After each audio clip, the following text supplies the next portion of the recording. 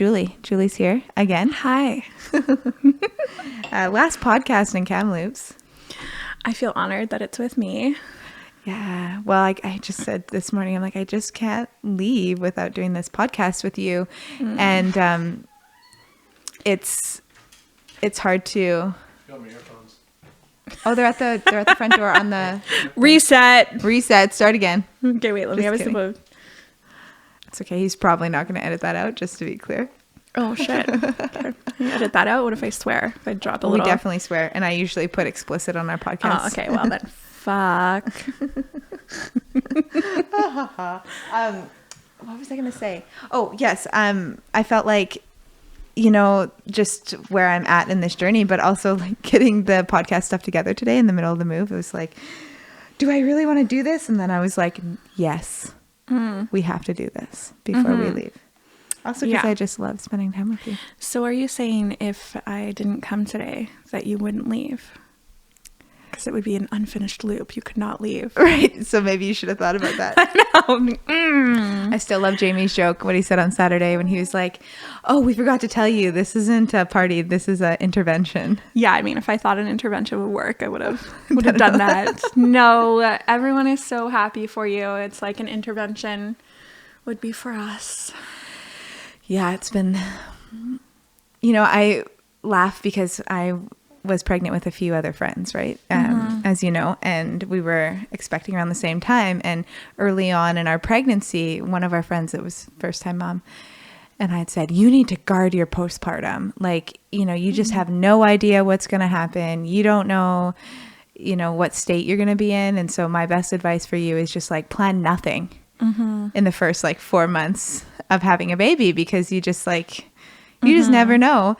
And I was really adamant about that. And here I am 6 weeks postpartum, moving across the country, and yeah.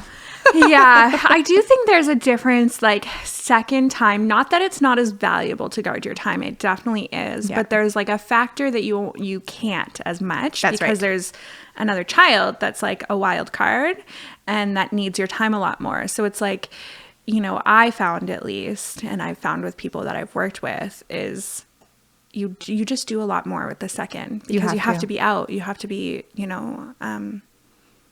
keeping your first busy, or you go crazy. Yeah. And I don't know if this is everyone's experience, but my experience, hi Eris, my experience has been, it's been an easier transition in a lot of ways, because I know what to expect. Not that it's the same, he's a completely different baby, but I just know, I have an idea of what to expect, right? I'm not freaking out with every time we leave the house, scared that he's going to blow out, because I know I can handle it. Or, all those things are, when you're a new mom, that stuff is overwhelming. Yeah, I think one of the things that is most overwhelming the first time is there's literally zero you can do to understand what it's going to be like until you're in it. Yeah. And so you take out that factor, and I think that alone makes it so much easier emotionally the second time. Yes. I mean, barring, people can experience perinatal mood and anxiety disorders the second time, which they didn't the first, which can, be more challenging. There's different things that can be more challenging the second time. But I think just understanding what that transformation of motherhood is, and you're already a mother. That's right. You're already a mother. So, and that's the hardest for me, sorry to interrupt, but for me, that was actually one of the hardest parts, was the shift in self-identity. And I remember sitting and breastfeeding, because you just do that all day long in the beginning, and just thinking this is my life now. I have to sit on the couch and breastfeed, and people talk about just loving those snuggles with your baby. But for me, because I had worked so much and been so busy, sitting on the couch and just doing that was really, really hard for me. And I wasn't just sitting on the couch. It's a lot of work to breastfeed, but it's just that slowing down was really hard. And then the whole process of who am I as a mother, and my self-identity, and not being able to work, and that was much more difficult. You don't go through that in the same way with your second. No, and you also know how temporary it is. That's after the first. Whereas the first one, you're like, this is forever. And then the second one, you're like, no, I've seen myself transition from this stage to a different stage to a different stage. So you know that it's all so temporary and that you forget about it. So I think you're more like willing to be in those moments. Yeah, you've hit the nail on the head. That's exactly it. You're able to really, like, now I can embrace the snuggles and stuff in a way that I, you know, maybe didn't last time, because I know, oh, these sleepless nights aren't forever. This, like, breastfeeding 20 times a day isn't forever. It's going to change so fast. Yeah. Yeah, and I think there's also, for a lot of people, like if they know it's their last baby too, like that can be a piece of the puzzle of like, okay, I'm really going to try and slow down and enjoy this.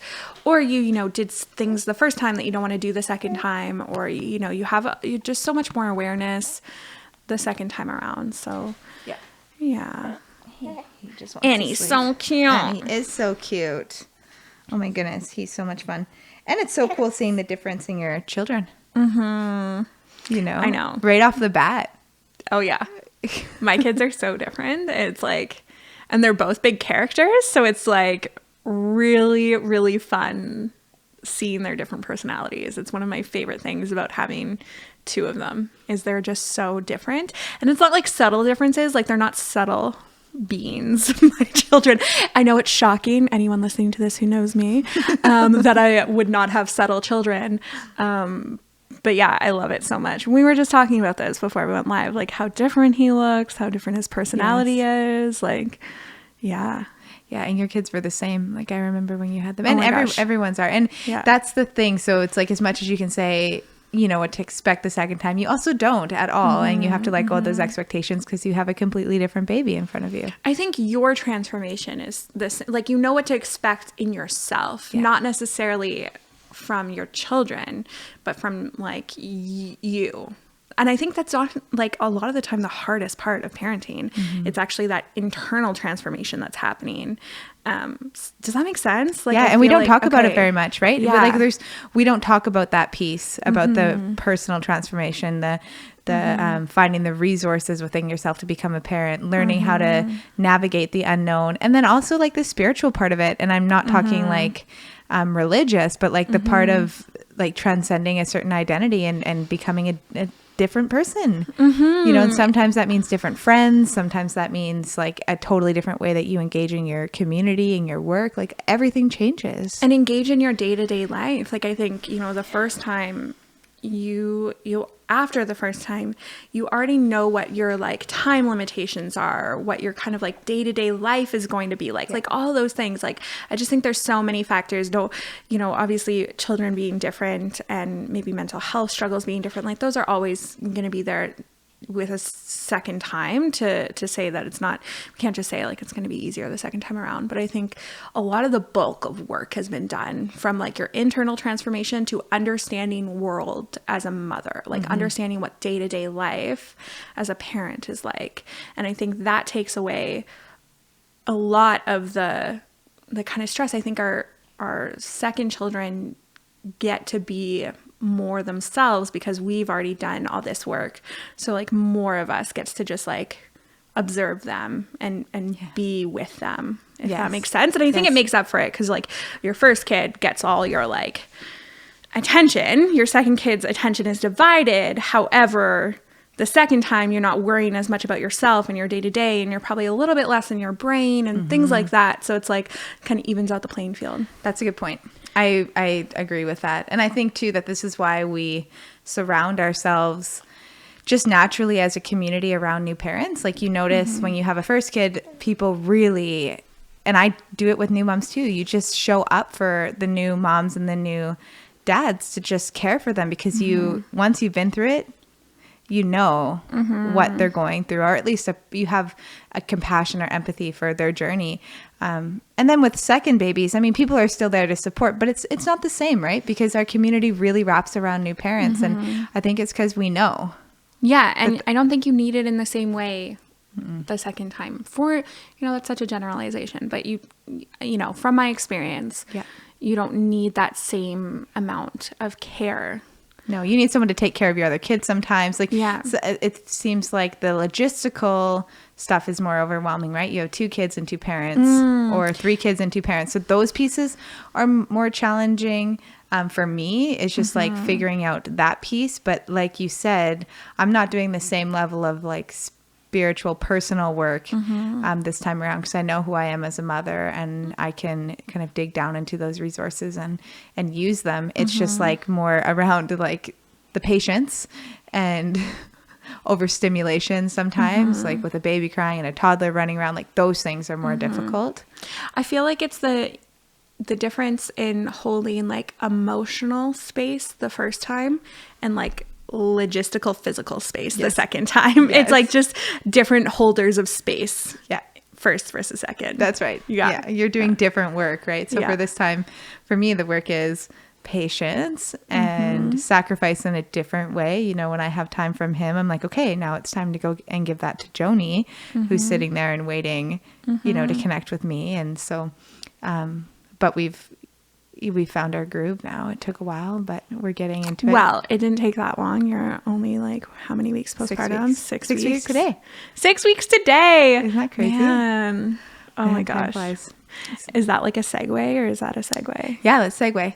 So the hope or intention of today's podcast was actually to share or talk about my birth stories, because you were at both my births. I sure was. Yeah. And so the reason why I want to share them is because, well, there's lots of reasons. First off, I think it's really important to share birth stories because we don't talk enough about birth. And one of the things that Lee had said when I had her on the podcast is that we need to share the positive birth stories too, you know, because we hold space a lot for the challenging ones, as people need to process and heal from that. But we also need to hear the stories that are positive and empowering, because birth deserves that. Yeah. I think it was probably before Joni that I stopped running Birth Gab. Yes. Do you remember that? I remember it, but it was just while I was pregnant with Joni, you stopped. Okay. Yeah. Yeah. And that was the whole idea. It was a dedicated space to share positive birth stories. And I think I think it's a complicated issue why we don't share them as often as we share the negative, you know, going back to just like our human tendency to focus on the negative over the positive. But I think a lot of more complex, our relationship with birth is very complex in North America, I would say. And I think there's a lot of guilt for having positive births because so many people have negative births. Yes. So I think for, you know, and I could go on about that, there's multitude of reasons that we don't focus on the positive birth stories, but I 1,000% agree. And it was why Shauna, a friend of mine, and myself held Birth Gab. We started it and ran for like maybe 2 years, where I think it was just once a month. Once a month we have a positive birth story come in and share. And it was, you know, the target audience, anyone could come who was interested in birth, but the target audience was really pregnant people, so that they could be exposed to positive birth and learn through storytelling, because it's such a powerful way to learn. So it was kind of a mix of sharing birth stories and providing birth education. So topics would come up. Somebody would talk about, you know, delayed cord clamping, and we would have the opportunity to be like, does everyone know what delayed cord clamping is? Do you have any questions about it? And we could give a little bit of education too. It was actually so killer. As you're saying this, I just think about all the amazing things that you've done around birth and birth education in the community. And I know that you've moved on to doing other things, but still working with women in those areas. But I'm just so grateful that I got to have you as a doula and to support me into new motherhood. I mean, try and stop me. I feel like this time you were like, do you have space for it to be my doula? And I was like, yeah. You're like, I'm coming, which is not the right attitude. Like, don't do that to anyone. But we're like, good. We're good I'm friends. Absolutely coming to your birth. Yeah. And it worked out. There was a little time there where I was sick and we weren't sure, but it worked out. But yeah, I love birth. And it's so funny talking about Birth Gab. Feels like a million years ago, but really it wasn't. It wasn't that long ago. Yeah. A lot happens in 2 years. But yeah, it was really powerful, and maybe someone else will take it up locally. That would be great. Do it more. That would be great. Or maybe it should be a podcast. We actually, that was an idea Shauna, shout out Shauna, had about turning into a podcast. We even got podcasting equipment, but we had no idea what we were doing. We were just like, oh, here's a microphone on Amazon for $50. Like, let's just get that. But absolutely, it would be such a good podcast. Yeah, it would be. Yeah. So I just want to say now, for those of you that are listening, because we're going to share the birth stories, they're going to be somewhat graphic, I guess. I mean, I'm not going to get too graphic, but I'm also not going to filter myself. So if you get easily disgusted by things or get uncomfortable with that, this might not be your podcast, but I would encourage you to open up and take a listen. I know some people can get uncomfortable when we talk about these types of things and bodily functions and vulvas and bowel movements and vomiting and all those things. But this is the reality of birth, is that it's really raw and it's really animalistic or primal in a lot of ways. So so there's your warning and my consideration for you, and that's where that's going to land. Cervix, vagina, vulva, uterus. Anything else, Julie? You need to get anything else out before we start? Breasts, colostrum. What else is there? I could go on. So if that made you uncomfortable, you should probably stop now. Just like dinner. I was just talking about dinner time conversation at my house. I don't know what you were. No, just kidding. My phone autocorrects like random words to like cervix. I'm like, oh. Maybe because you use it a lot. Clearly. I do. Yeah. Oh, he's asleep. Okay, so let's start with Joni's birth. And actually, I want to lead up to the birth story by talking about how she was, how she came into this world. Because while I got pregnant with an IUD, and it was the copper IUD, and it was at this time I had just, that's okay. I had just actually been in Manitoba and was in a training with Gordon Neufeld for work, and I had applied for a job with the Winnipeg Health Authority and had been offered the job. And the day that I was offered the job was the day that I found out I was pregnant. So it was this very confusing time where we had been planning to move to Manitoba then. And at the same time, I found out I was pregnant, and it happened with the IUD. And so it was very shocking for me and wasn't necessarily planned, let's say that. So that was a big shift for Tim and I in our life, because we chose not to move while being pregnant, and we chose to follow that path out and have this baby that we felt like, okay, well, it chose us, clearly. And she sure did. She did, and she is a force. So the first part of that pregnancy was me accepting that I was going to become a mother, because I still wasn't sure that that was going to be my path.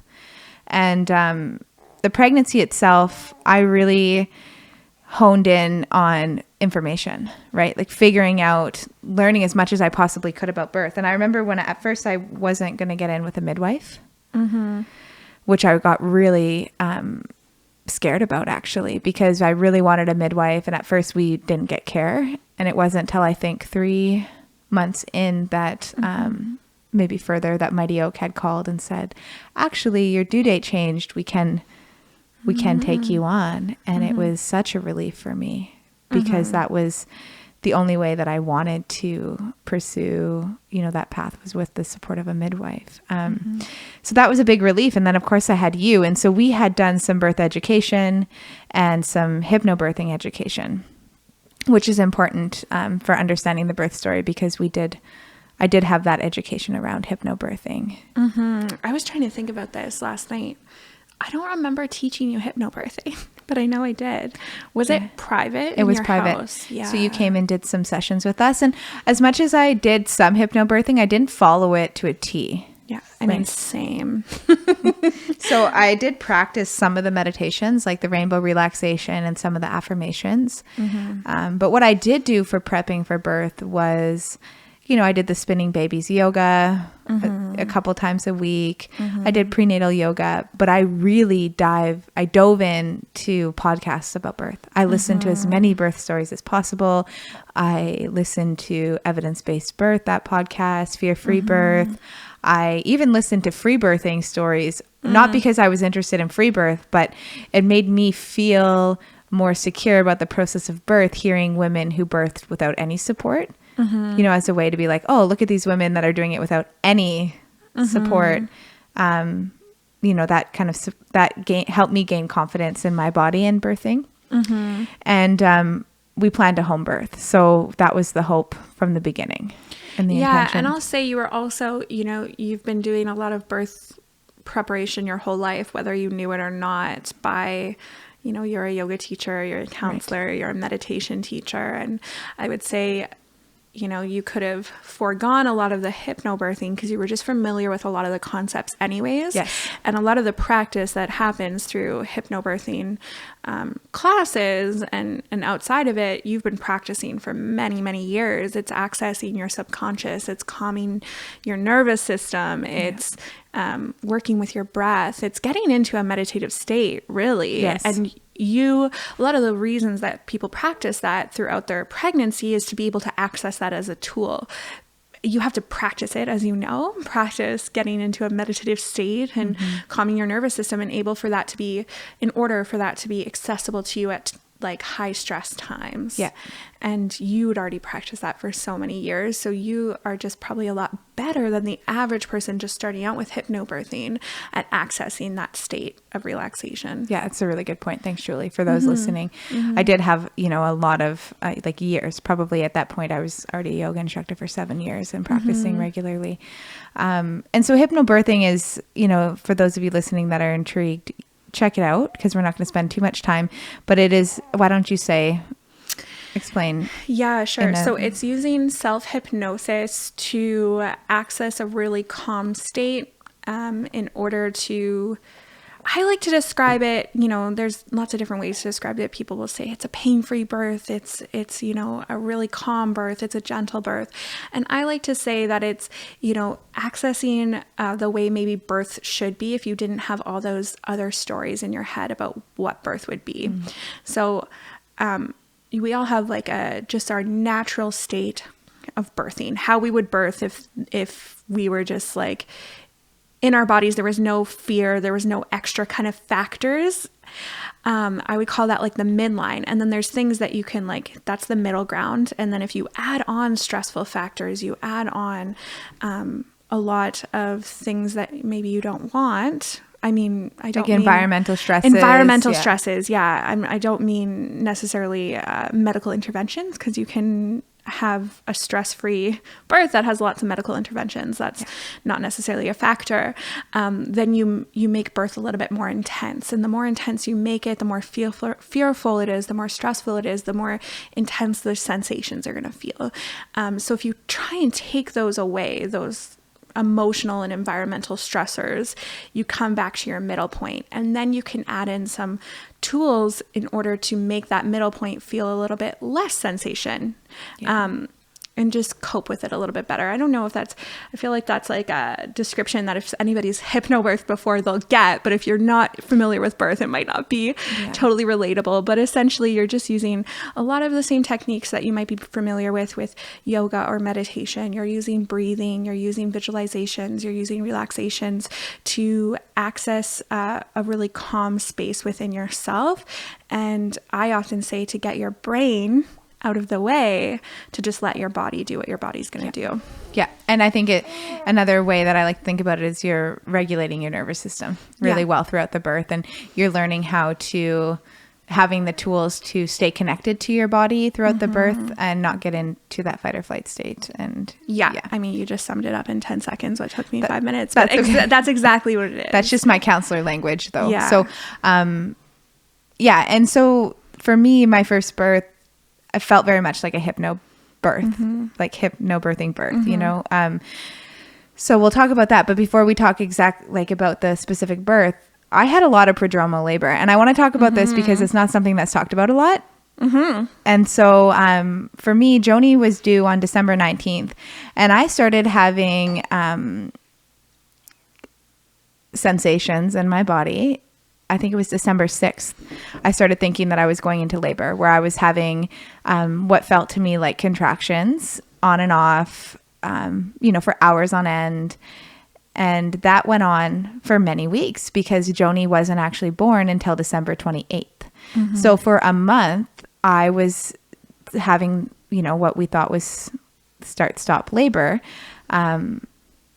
I'm being cognizant about it now because in my second pregnancy, I experienced the same thing. But after having birth, I realized like that they were contractions, but they weren't really, right? But they weren't really Braxton Hicks either. Or maybe they were. But this is the thing that gets really hard because you can't put birth in a box. And sometimes the sensations are hard to describe or explain. Yeah. I mean, okay. So there are some like telltale differences between Braxton Hicks contractions and labor contractions. Okay. But the main difference is if they're causing cervical change. Right. So, I mean, yeah, there's like definitely some nuance in there, but essentially if you're within the range of normal gestation and you're just experiencing contractions, but there's no cervical change, it's likely that they're Braxton Hicks contractions, unless your care provider says otherwise. Disclaimer. Yeah. But I think it can be really hard to tell because contractions are experienced so differently. So I don't love the like, if it wraps around like this, then it's a Braxton Hicks. If it's felt here, it's a a real quote unquote contraction. I just think there's a lot more nuance to it and we can't really like label them so clearly. Of course we have to kind of in the medical world because we just need some parameters we like to understand things, right?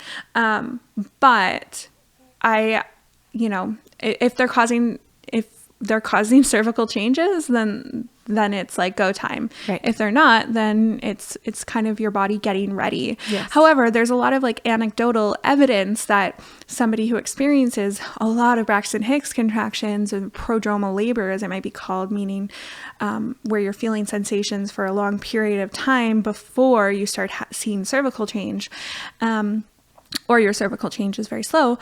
What was I saying there? That you have faster births. Yes. Yeah. Thank you. You knew what I was going to finish there. That you will tend to have a faster birth. I mean, that's very anecdotal. But it was true for me. It was true for you. Yeah. It was true for me too. I mean, I know it's true for a lot of people. So I think there's something to be said there about like, I don't like to just say Braxton Hicks aren't doing anything. They're definitely, your body is preparing. And that was the thing that kept me going, that what you just said there for that month, because the midwife had come to the house, who was Lee, and she was on the last podcast, had come to the house to check my cervix, I think 2 times before I actually was in labor. And the second time I was dilated. I was 3 centimeters dilated. Mm-hmm. And so for me as a first time mom, that prodromal labor was really, really difficult because you just don't know when it's going to actually happen. And so for a month I would have 2 days of these sensations or these Braxton Hicks, start, stop, and then nothing. Mm-hmm. And then again, it would come and it would go and it would be intense for a few hours and then it would be done. And I remember you had come one night, we thought I was in labor and I wasn't. But when it did happen, so I just wanted to speak to the prodromal labor because a lot of women experience that and it can cause stress for them thinking something's wrong. Sometimes when you're not with midwifery care, that can be a reason why people want to induce or start the process because it's starting to get stressful, the unknown for the mother, the discomfort. Women start to get really tired because they're not hydrating through those experiences. And yeah, I'll speak to that for a second quick too, because one thing I see a lot is that with prodromal labor is they'll start to experience this and then they start trying to intervene. Oh, yeah. So I think when we say interventions, I think people often think medical interventions, but a doula is an intervention in a birth. There's a lot of interventions that are not medical interventions and a lot of intervention. So a lot of people who are like, well, this is it. Like, this has to be like, why isn't this starting? I'm going to go like hike a mountain or I'm going to do this or that or eat this spicy food. And not only is that mentally exhausting, but it can be very physically exhausting on your body. Mm-hmm. And then when it actually comes time for the main event, you're so tired. Yes. And then that can lead to maybe a different path than maybe if you hadn't had so much self-intervention. Yes. And no judgment there. Like, to be very clear, I self-intervened a lot in my pregnancy, I remember like sending, I think you probably know this story, like sending a YouTube video to my midwives who are also close friends of like how to do your own sweep. It was a joke. I wasn't going to do it like a membrane sweep, but I like sent them a video and was like, is this how it's done? Like just asking for a friend. So I just want to be clear that I don't, self-intervention, I understand why a lot of people do it. It's a lot easier from the outside to be like, don't. Yeah. And it's also a lot easier when you're not in it, like you said, because even this time around, I mean, so I did start to do that in the first pregnancy, being like, I need to walk more. I need to get this baby in the right position. And really what I learned in that is that's just me still trying to control the experience. And what I've learned in both my labors and both my children's birth is that the control is the thing that you have to let go of. And that is the lesson always in labor. Always. I mean, it's the letting go and the surrender to the sensation, the surrender to the process. And so all of that self-intervention is actually the opposite of letting go. And it does create more pain. And I mean, I did the exact same thing the second time around. So trying to be like, oh, is this a spiritual hang up? Is this an emotional hang up? Am I not ready for this baby? Is it, maybe I need to go walking? Maybe I need to, whatever. And you get in your head, and then that's when it starts to become really difficult. And in both of my experiences, the time leading up to the birth was probably, I don't want to say the hardest part, but almost the hardest part of the whole birth because of the unknown and the anxiety and the waiting and the sensation starting and stopping and the getting woken up in the middle of the night. And so yeah, that happened. And so when I finally did go into labor, Lee had come that morning. It was another night of lots of sensations, and I had gone for a big walk the night before, self-intervention. And I mean, it did end up helping, but yeah, and I'm not going to say like walking's not bad. No, I think our intention matters, and taking consideration to rest and to have baths and to have naps and eat some soup and like feed your soul and and then little walks too, but like let's not hike a mountain with a goal of like inducing labor. We're such doers, right? Which is like kind of comical coming from myself. I'm very much a doer. But in labor, we need to be. It's that exact piece of getting your mind out of the way to just let your body take over. Your body knows what to do. You just got to like get that mental piece out of there. Yeah. So that night I had gone for a walk, but I was starting to let go a little bit more because at that point I had been 8 days past my due date and was just getting to the point like, you know what, I might never have this baby. I mean, obviously, but just really letting that go, really frustrated, and went for the walk. So Lee came the next morning, and I had been, I was laying on the bed, and she checked my cervix, and I was 3 centimeters, but it was, I had stopped when she had come over. And then we were talking, and Tim's like, do you want some water? And I said, oh no, I'm not drinking any more water, because every time I go to the bathroom, sit on the toilet, it's really uncomfortable and I get, a lot of sensation. And Lee looked at me and she was like, you need to go sit on the toilet. because I was starting to dilate. And so every time I'd go to the washroom, I'd quickly go to the washroom and run back to the bed and lay down because I think I was actually quite scared for labor to start. And I was, not moving into those sensations. So I was doing anything to kind of stop them at that point. And then we talked about that transition of really just accepting that birth was coming and what it would mean for me to just let go and go there. And that was a really big emotional piece for me. I just remember Lee sitting on the floor and me sitting on the bed and her just saying, I think we need to go there now. And I think you can do it. And you just got to trust yourself. And she left, and that was at 8:30 in the morning. And I went and I sat on the toilet, and I started dilating, and my contractions came so hard and so fast that every contraction I was throwing up and puking, or throwing up and shitting at the same time, because they just started coming really, really intensely as soon as I let go. And I don't know what meaning you make of this, because I mean, I don't think if it was 2 days earlier, if I would have just let go, I would have gone into labor. It was a mix of all the things. My body had started, but it did stop when she came in the room, and I was moving away from the sensations versus accepting them. And so when I just fully accepted and went into a position where I could actually allow my body to have those sensations, my labor started, and it started really fast. And so I remember being in the bathroom and Tim, you know, getting quite nervous because it was just the two of us because of how I was laboring. And the only thing that saved me in that moment, because the contractions and the bowel movements, or the puking and the bowel movements at the same time, felt very scary.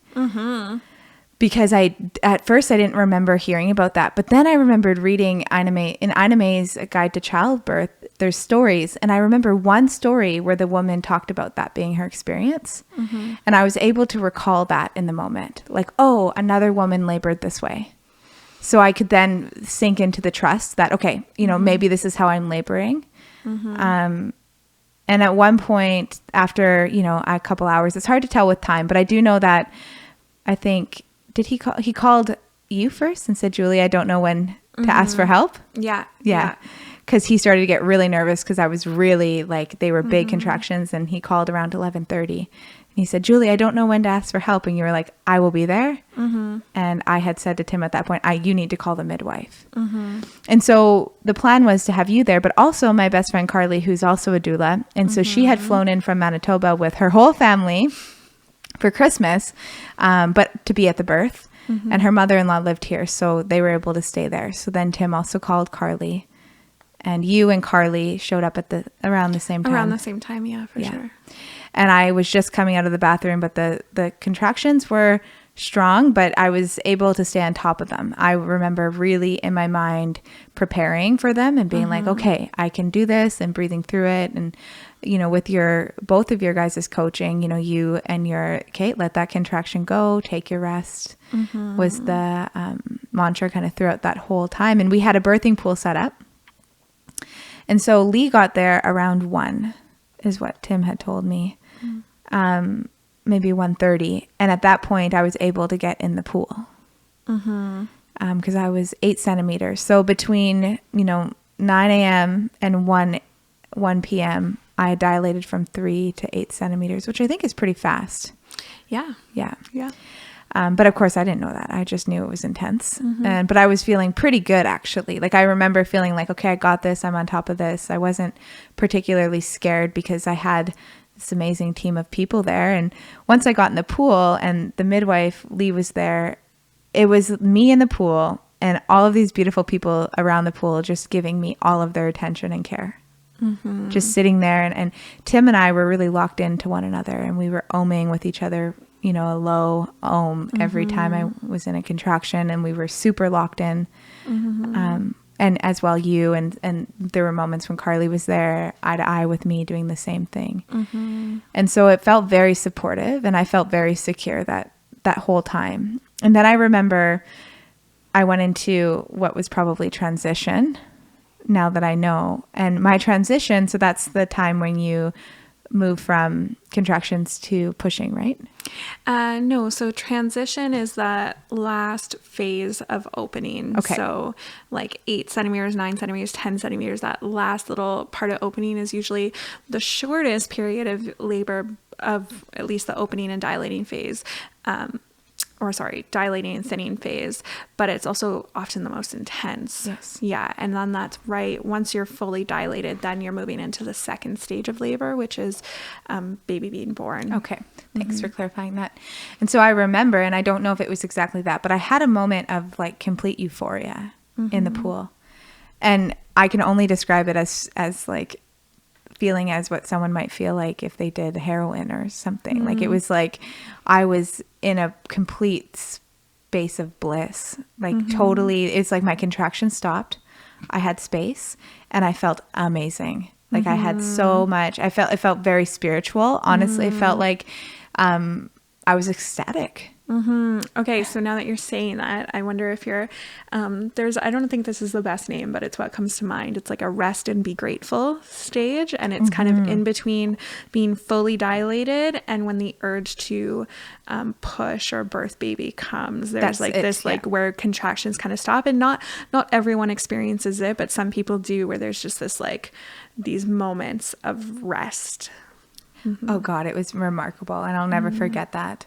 And I remember sitting there and just being able to fully soak into that because of the prep that I had done, you know, the mindfulness and being in my body. And it was profound. And it was just so empowering for me. And there was also a period, I know I'm backtracking a bit, and this is going to sound weird maybe for people listening, but I'm going to tell the story anyways, where I was in the pool and there had a break between contractions.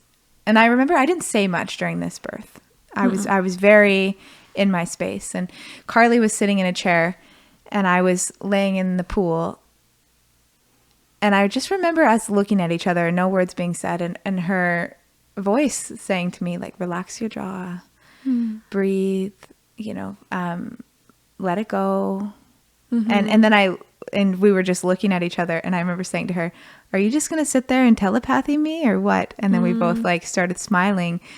And when we talked about it afterwards, she's like, that's exactly what I was saying to you, And so people talk about this space in birth being between two worlds, right? That there's this sensitivity that people have in birth, the people there. And I don't know if you've experienced that before, but like that sensitivity or that kind of getting high off of birth or this. Oh gosh, absolutely. I wouldn't say in my own births I experienced that. My births were quite quick, as you know, and there was like, it was like go time. There was no rest.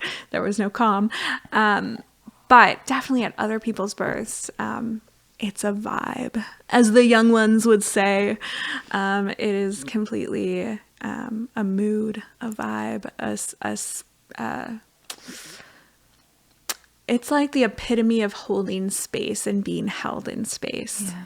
Yeah. And I think, I know when I say things, talk about telepathy and spirituality, and it's hard for people because there's a judgment that comes up even within myself around like, oh, that's woo woo, or is that really true? But what I can say to you is that my birth and that birth felt very spiritual. And that is one of the main reasons why I've started to take these things a little bit more seriously, is because of my experience in birth.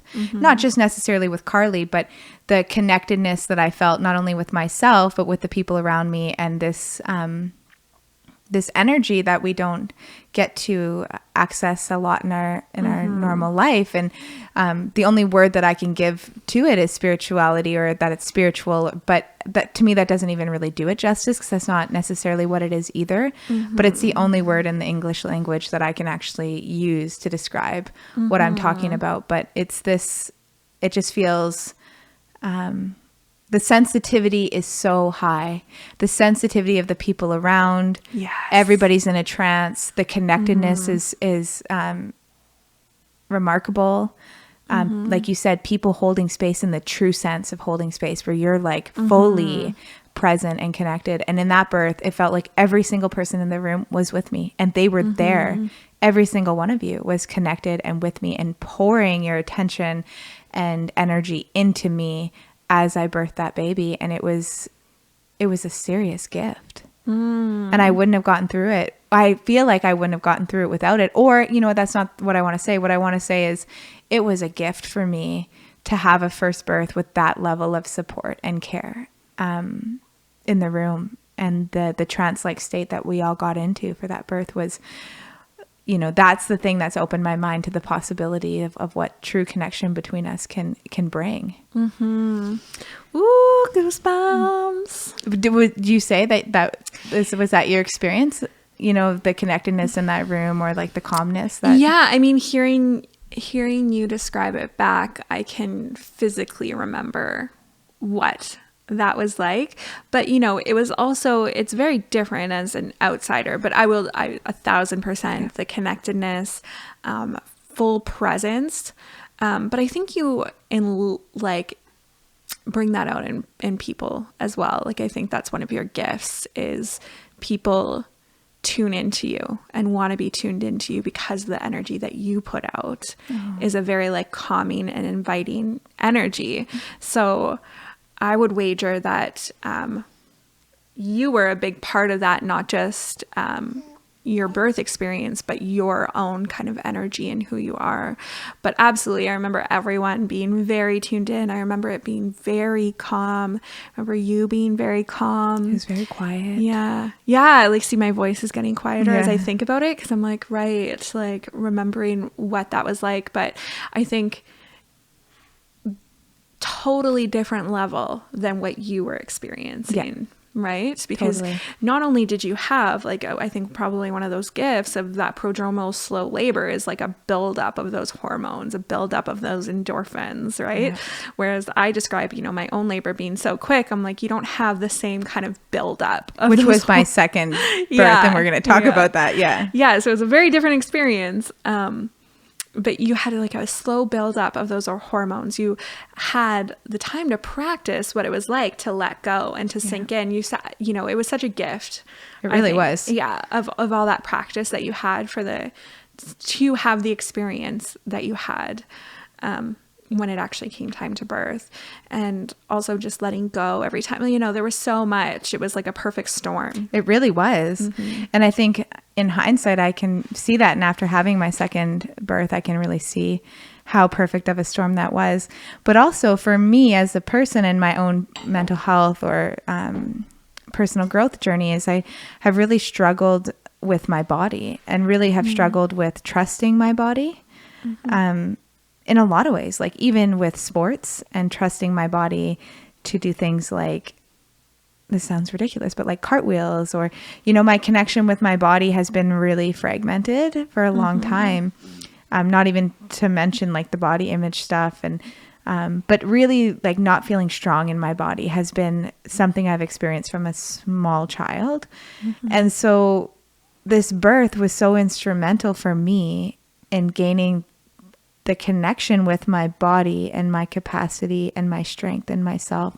And so because it was a perfect storm, I could really pull that out of this experience. And I needed it. I really, really needed that experience for my own personal growth. And it was what I didn't know it was going to come through birth, but it was really what I needed to kind of transform myself or move into the next stage of adulthood, personhood, where I could feel strong and trust my body and not feel like there's something wrong with me or that I'm sick or that I'm not strong enough. And so my birth healed me because of that, because it was so beautiful. And I felt like I was strong in it, and I could, with my mind, move through something really difficult.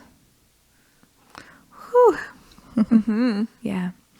And so when I started pushing, I remember just this sensation of like, oh God, I can't even explain. It's like the energy of the push felt like you actually like shake, right? Or it feels, that's what it felt like for me. And I remember Lee coaching, like, get lower, right, in your voice. And before I continue this, I want to talk about another midwife. When the second midwife came in the room, because we were in such a connected space, I remember so vividly how hard it was for me to accept her into the space.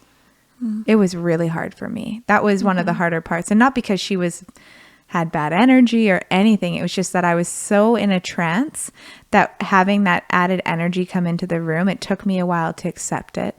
And she wanted to do fetal monitoring. And I got really angry about that. Inside, I didn't say much because I also knew that I wanted to make sure baby was okay, but I was really struggling to accept the new energy into the space, and that was happening kind of as the pushing phase was starting.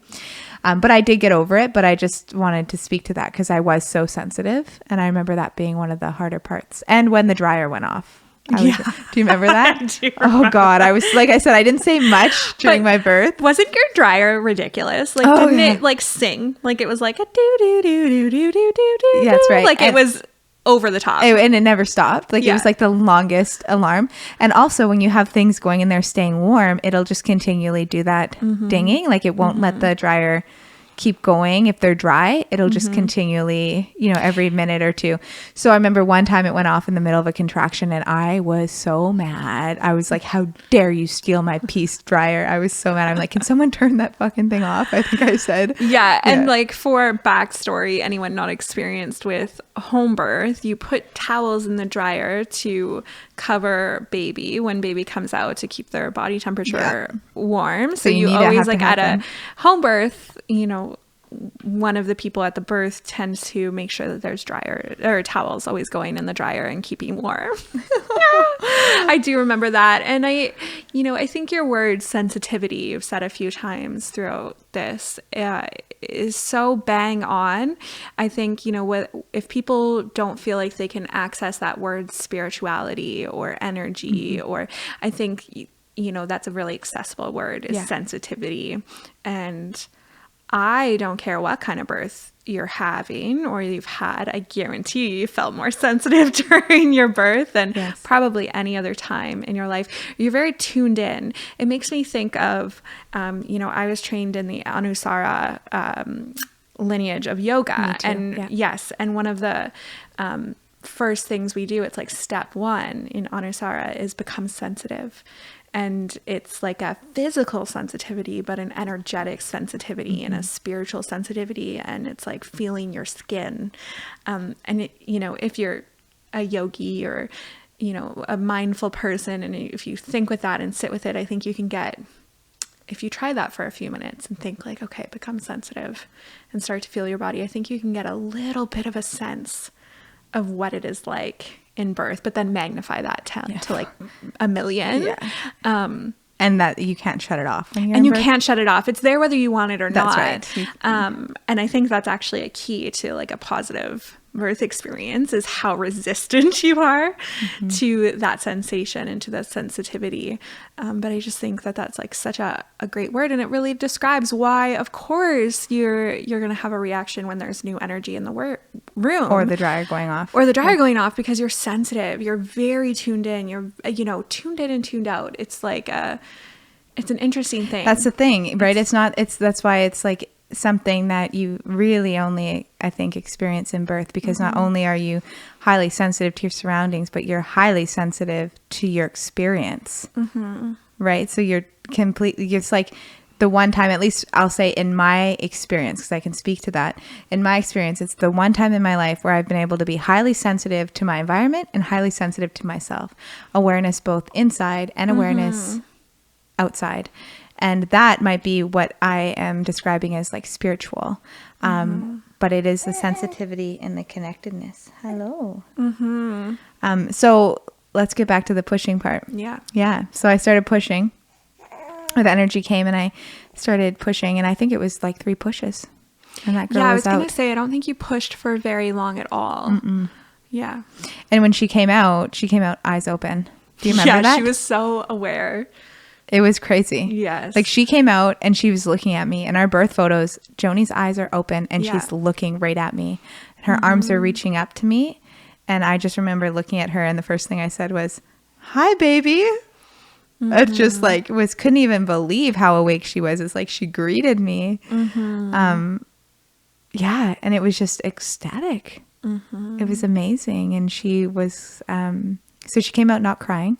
No, oh my gosh. I remember us all saying she's such a wise old soul. Like us just like her presence was notable. Like, she had a presence from the moment she was born. Oh, it makes me teary because it was so evident. Like she came into the world and we were all like, whoa.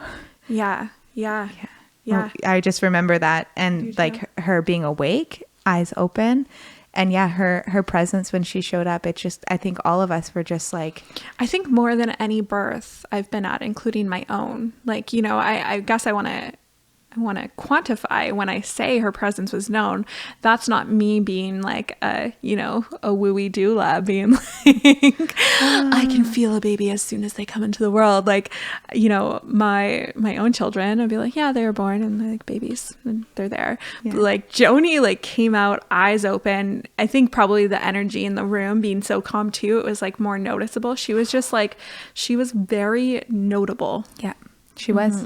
It was a force. I mean, I feel like Joni still is a force in all the ways, but she came out and you were like, I remember Lee saying, "Whoa, this is a wise soul," and I think that just came out of her mouth without even her really thinking about it, because I don't hear her talk like that very often. But it was just, whatever it was, she came into the world. It was very notable, and and then so that was a really beautiful experience, and I remember just being on cloud 9, but then I want to share this part because you had touched on this earlier. After that birth experience, I started to have deep anxiety, I think the next day, that very day, and guilt for having such a beautiful birth. So for me, that was one of the harder parts, is that after I had this beautiful birth, I got an immense feeling of guilt. Like, why did I deserve that? And I didn't really want to tell people because I felt like it wasn't fair that I got to have that and other people didn't, because it was so beautiful and I felt so connected to myself, and it felt so healing for me that I had to go through my own process of accepting that gift. And it was hard for me. And I mean, that's obviously my own baggage, and I acknowledge that, but that guilt of having such a beautiful birth was very real for me. And I mean, I accept it now. I'm like, I'm so glad I had that, but that was hard in the beginning. I would say it's your baggage, but also your gift, because you are so empathetic to others. Thanks, Julie. Yeah, so I would frame that maybe a different way, because you're a very empathetic person, obviously, within what you do. And I think I really just wish that everyone could have that, you know, like I think after experiencing that and thinking birth can be that, birth can be that empowering and that beautiful and that healing, you know, I don't want to be the only one that gets to have that. I want more people to have that. And it also made me go into a place of realizing that when we take birth away from women or make it traumatizing, talk about it only being traumatizing, talk about it being only painful, talk about it as being a problem or something that we need to control or change. I feel like it's one of the most disempowering things that we do to women. I think it's one of the ways that we oppress women the worst. And I feel that very deeply, and I'm very passionate about that, because when, you know, for me, I got to experience that, and that healed me as a woman. Yeah, I mean, historically, maternity care has been very oppressive. Yes. And still continues to be in a lot of ways. So, that's right. Yeah. And I just, you know, when we talk about feminism, we talk about ways that women are oppressed. It really opened my eyes of, you know, if every woman could experience the power of birth, and not that their birth has to be like mine. That's not what I'm saying. I'm saying experience their power within birth, whatever their birth turns out to be like. They will be more powerful. They will be more confident in their capacity in their bodies, and they will be able to see the magnificence of their body and what we are capable of as women. And when we take that away from us, we're not even being allowed to understand the power that we have as women. Yeah, and I mean, I think there's so many layers there, right? Like there's different levels of oppression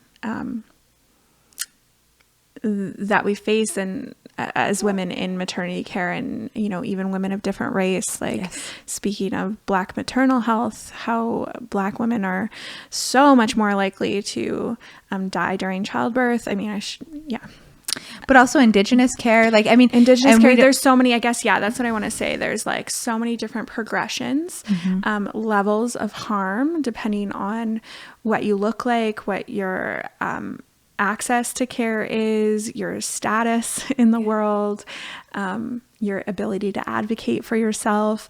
It is like a tiered oppression. It is. And the fact that, you know, I think about you being an instrumental part of that birth being so empowering, because you were coaching me and supporting me in the build up emotionally, reminding me to trust my body, to trust the process, to, you know, to let go, to surrender, to not do, you know, not go crazy with the self-intervention to the point where I'm tired. You know, you were always compassionate, but also like, hey, you need to rest. And, but I paid you. Yeah. Right? Yeah. I mean, not the second time, but I paid you. You were my doula, and we were in a place where we could afford that. And people don't get to afford that. Yeah. Well, and that is like, you know, statistically, birth support reduces your risks of interventions, reduces your risks of negative outcomes, and so it is something accessible to privileged people. So I'm glad that we got to mention that and talk about that here, because it's really important. Extremely important. And obviously looks different in different countries as well. But the accessibility piece is huge. And so, you know, talking about wishing women had access to, you know, the type of birth that you're talking about. Also, there's like, even, you know, there's the top level, having access to like a euphoric, really calm, healing birth. But then there's like just layers down there of just having access to a safe birth. That's right. Having access to like basic care, having access to, you know, non-biased support, medical care. There's, you know, there's just so many different layers of ways that women can be oppressed in childbirth, or, you know, access to, for people who do not identify as women, to get safe care. Yes. In childbirth. So for trans men who want to birth, their access to care and to empowerment. For women in larger bodies or people in larger bodies to have access to safe care. There's so, you know, obstetrics is it can be a lot of a minefield for a lot of people. And so not just, you know, that top tier, like, oh, I wish everyone could have access to a healing birth. Like, I just wish everyone could have access to like a safe birth. Yeah, exactly. And you know, and so that's what I mean. I don't think that I'm saying I want everyone to have access to the type of birth I had, but it's exactly what you're saying. Safe birth. Care. And, you know, yeah, like an empowering birth, like That's absolutely. Right. That doesn't would need be to be ideal. Euphoric to be empowering. Yeah. Having a safe birth can be empowering. And a lot of people don't actually experience that. In fact, I work with many people in my practice that appear to have a privilege within our society, and they still didn't have access to safe birth. Yeah. Yeah. And that's the key. Like, you know, even people who are privileged folks aren't having access to safe birth. So imagine people who aren't privileged folks have even less access. Exactly. You know, like there's just so many layers here of like us that we can do so much better than this. And, you know, whether it's an active oppression or not, like it's 2021, we can do a lot better.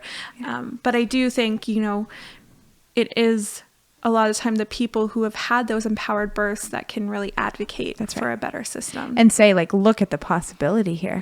Because these aren't the possibilities we see on shows and in our culture. We don't talk about euphoric birth or safe birth very often.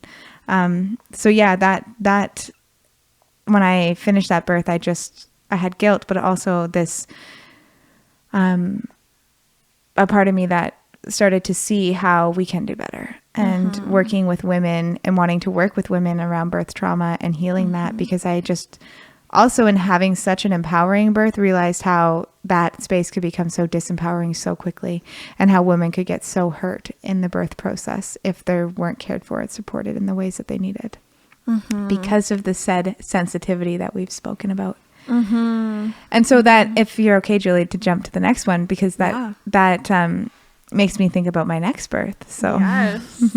This one I remember even more. It was recent. 6 weeks ago. So similar thing for me leading up to this birth. Prodromal labor for almost the exact amount of time. I went off work early because I was having a lot of sensations. I wasn't sleeping. But I could accept it very differently this time, where I, like, you know, when the sensations would come, I just wouldn't even think about them. I would try and rest, or I would try to go along with my day if I could, and just not make it into anything other than sensations, so that I wasn't psyching myself out. That is exactly to a T what I tell people to do. Yeah. I mean, listen to their intuition first, for sure, but like, ignore it as long as possible. And I could actually do it this time. Yeah. Right. Because it was the second time. And, but I did have certain expectations of what my contractions would feel like. So I kept thinking, oh, these aren't contractions. So, you know, and that went on for quite a while. And I started to get in my own head and think, okay, do I have an emotional hang up here? Like, why isn't this happening? And I remember we had a phone call and you had gotten sick. So the Friday before my labor, or his birth, Eris's birth, you had called and said, like, I'm like sick. I'm real sick, girl. Like, I don't know if you go into labor this weekend, I might not be able to make it. And I had to come to terms with that. And Carly wasn't here this time, right? Because of COVID. And so the plan was you and the midwife, and then Bonnie to be here to help with Joni if she was going to be home, or if she needed to get driven somewhere or whatever. So I had to come to terms with that. And so, hi, Eris.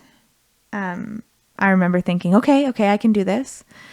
But I was going through a process that week, and I'll be open about it, just feeling like there wasn't a lot of space in our life for me to be cared for coming into birth, or not having the support, and feeling like that was coming from so many different angles. Like, it was my perspective, like, no one's even considering that I'm pregnant or that I'm going into labor soon, or I'm not having any support. And then, when you got sick, I had to laugh because I had this whole story going that week about how I wasn't supported and I wasn't getting what I needed and going into labor and what's going to happen. And then that phone call from you being like, I might not be able to make it because I'm sick. And I just was like, oh my God, this is hilarious, because this is my story right now, that like, I will not be supported through this birth. And like, my support person being like, okay, girl, I might not be able to make it. So I wasn't upset with you, because at that point, all I could do was laugh, because it was like, of course this is happening, because I'm just really indulging myself in this perspective that I'm not supported. So I did. I remember talking with Carly on the phone, and I actually felt pretty good. Like, okay, if Julie can't be here, I'm going to be fine. Like, if this is the journey this birth is taking, this is the journey this birth is taking, and all I have to do is accept it. But I had gotten pretty attached to having Lee here. Yes. I was you could probably tell from the last podcast, those of you listening, I was very attached to her being the one to be here. Yes. And you said that, and I think you were like, I don't think that was a revelation. No, I knew that. And I also knew that was dangerous. It was like one of those things where I'm like, this is a dangerous expectation. But at least you're being honest with yourself, right? Like, yeah. And I think I probably did have the expectation that you would be here, but in my mind, I was like, I'm okay with that. And thank God I didn't go into labor that weekend. I was probably willing that myself, like, don't go into labor. And so the day that I did go into labor, I remember thinking, and so I also want to say that the whole time I was pregnant, I had a guess that I was having a boy. I was really steadfast about that. Because every time I looked at a little boy, I would cry. And I would get these tinglies in my body, and I was like, I think I'm having a boy. So we'll just leave that there. But the day that I went into labor was the day that I actually felt like I let go of this idea of going into labor. And I woke up that morning, I was really happy. Like, I actually started to feel happy again. I went for a walk on the river. I sat on the river. I had a meditation. I watched 2 eagles fly by. I called all of my family members that day, my sister, my dad, my mom, my brother, just to chat and say hi. Then I came home and I did some work stuff, and I kept thinking, am I going to labor today? I shouldn't eat so much food. It was like one of those days where I was like eating a ton of food and just like indulging myself. And I kept thinking, don't do that, Deandra. Like, what if you go into labor? You don't want to be too full, because just from my last... your last experience, you're like, oh, I don't want to do that. So then that night, a good friend of mine, Mike, I hadn't heard from him, and he had sent me a text, and he sent me a comedy to watch. And so we were in bed and we watched this comedy, and then we watched something else, and it was about 10:45 or 11:45, and we went to go to sleep, and the sensation started as they had been forever, like the same feeling, like really strong menstrual cramps. And then within 10 minutes, I was like, I have to go to the washroom. Was in the bathroom, and they started progressing so fast. I was already like low moaning within 20 minutes, really struggling, and not struggling, really like fast, like struggling to stay on top of them already. And I was like, you need to call Julie and the midwives now. And Tim became so fixated on the pool, which we're going to laugh about, right? Because I was saying my whole pregnancy, this birth's going to happen so fast, I'm not going to get in the pool. I'm not going to get in the pool. I'm going to have a land birth is what I kept telling myself, or kept saying. And I'd laugh about it. So I'm in the bathroom, and he's like fixating on this pool. And I know he's doing it out of care because he knows I want the pool. And I hear him and I'm just like, Tim, you need to call the midwife and you need to call Julie. And when those people get here, they will help you with the pool. Because I started to get scared. Not scared, but I started to feel how fast they were coming. And I was like, I don't know, what if a midwife doesn't get here? Because it was happening so much faster than my previous experience. So with that, I jumped in the shower and I had a really hot shower because the sensations were coming so strong. But also in my mind, I was like, this might help slow down this experience a bit.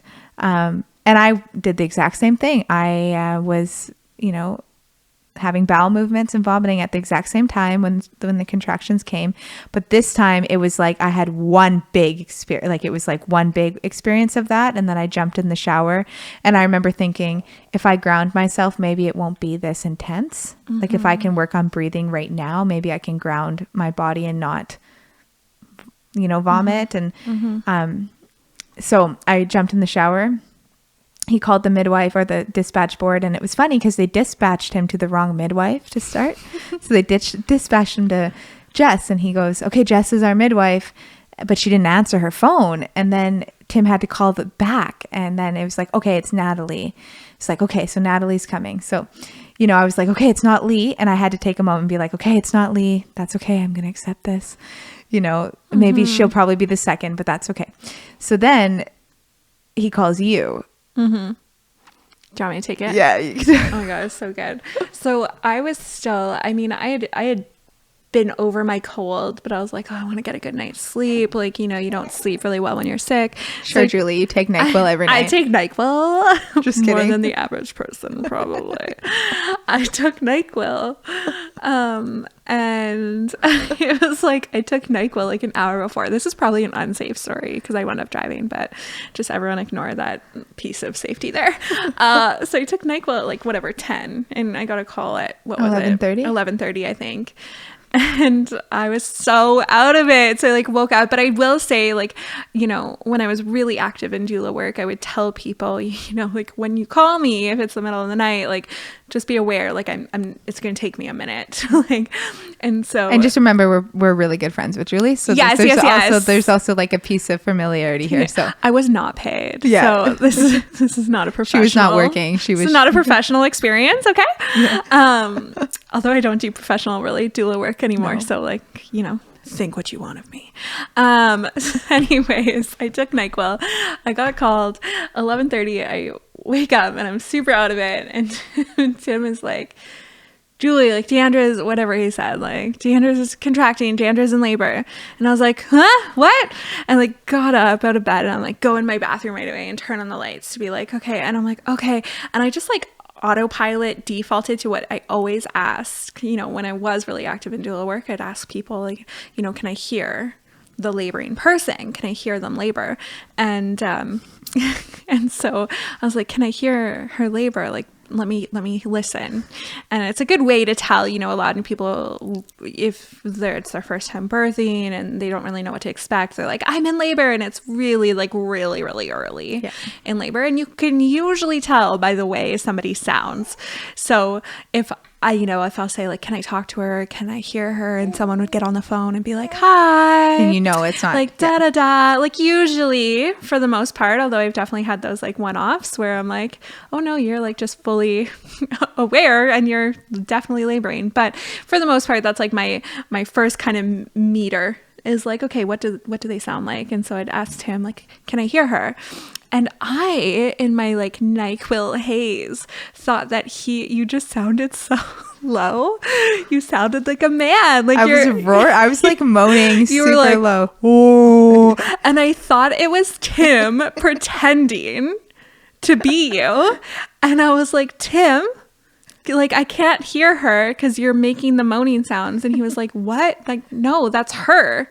And I was like, oh.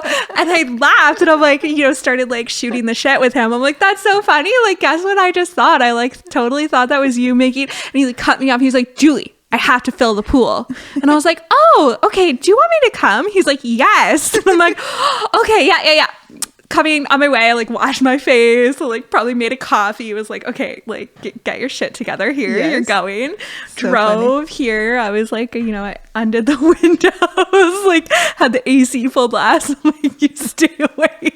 Okay, I'm gonna take it from here. Okay, so, cut that off. No. I want to tell the next part because I had finally moved from the bathroom to the bedroom. And I was in the bedroom laboring, and Julie had come in the house, and I talk about sensitivity. It's like I could tell that she had arrived, not because she was loud, but I could just feel the energy shift. And I started crying. I was like, oh, thank God she's here. Like, it was like I needed you so bad at that point because the labor was happening so fast. I was so fucking grateful that you were there, and I was just like so glad she's not sick. So Julie comes upstairs, and so I had this moment of like complete gratitude and also like tears that you were there, because I'm like, my person is here, I am okay. And she comes into the room and she kind of kneels beside me. She's like, how you doing, Dee? And I was like, I'm so glad I'm in labor right now. I'm so glad, because I was really done being pregnant. And we were just sitting there, and meanwhile, Tim's like doing a bunch of stuff. He's like frantically getting the pool ready. And at a point before this, I had thought to myself, I need to let this pool go. I had the intuition or the thought or the wisdom to be like, let it go. Because I could feel the energy behind this pool just like progressively becoming more anxious already. Right. So this is kind of the thing of the story, or the thing of the birth. So I'm like, oh, I need to let this go. But I wasn't ready for it. I was like really attached to this idea of having a water birth. So anyways, Julie shows up. She kneels down beside me. She's like, how are you doing? And I'm like, so glad I'm in labor. And we kind of chuckle. And then she goes, I'm high on NyQuil. And then we both like just burst out laughing. And then in the same moment, we hear Tim in the bathroom, like frantically getting water because we don't have a hose for the sink. So poor man has to haul water from upstairs down to the pool, and he's trying to do it so fast because he's just like, you know, in labor, just so dedicated to giving me what I want. So I'll give him that. But we're just like, hear him fumbling because he's so clumsy and big, and just like at the bathroom, we both look at each other, we just die laughing.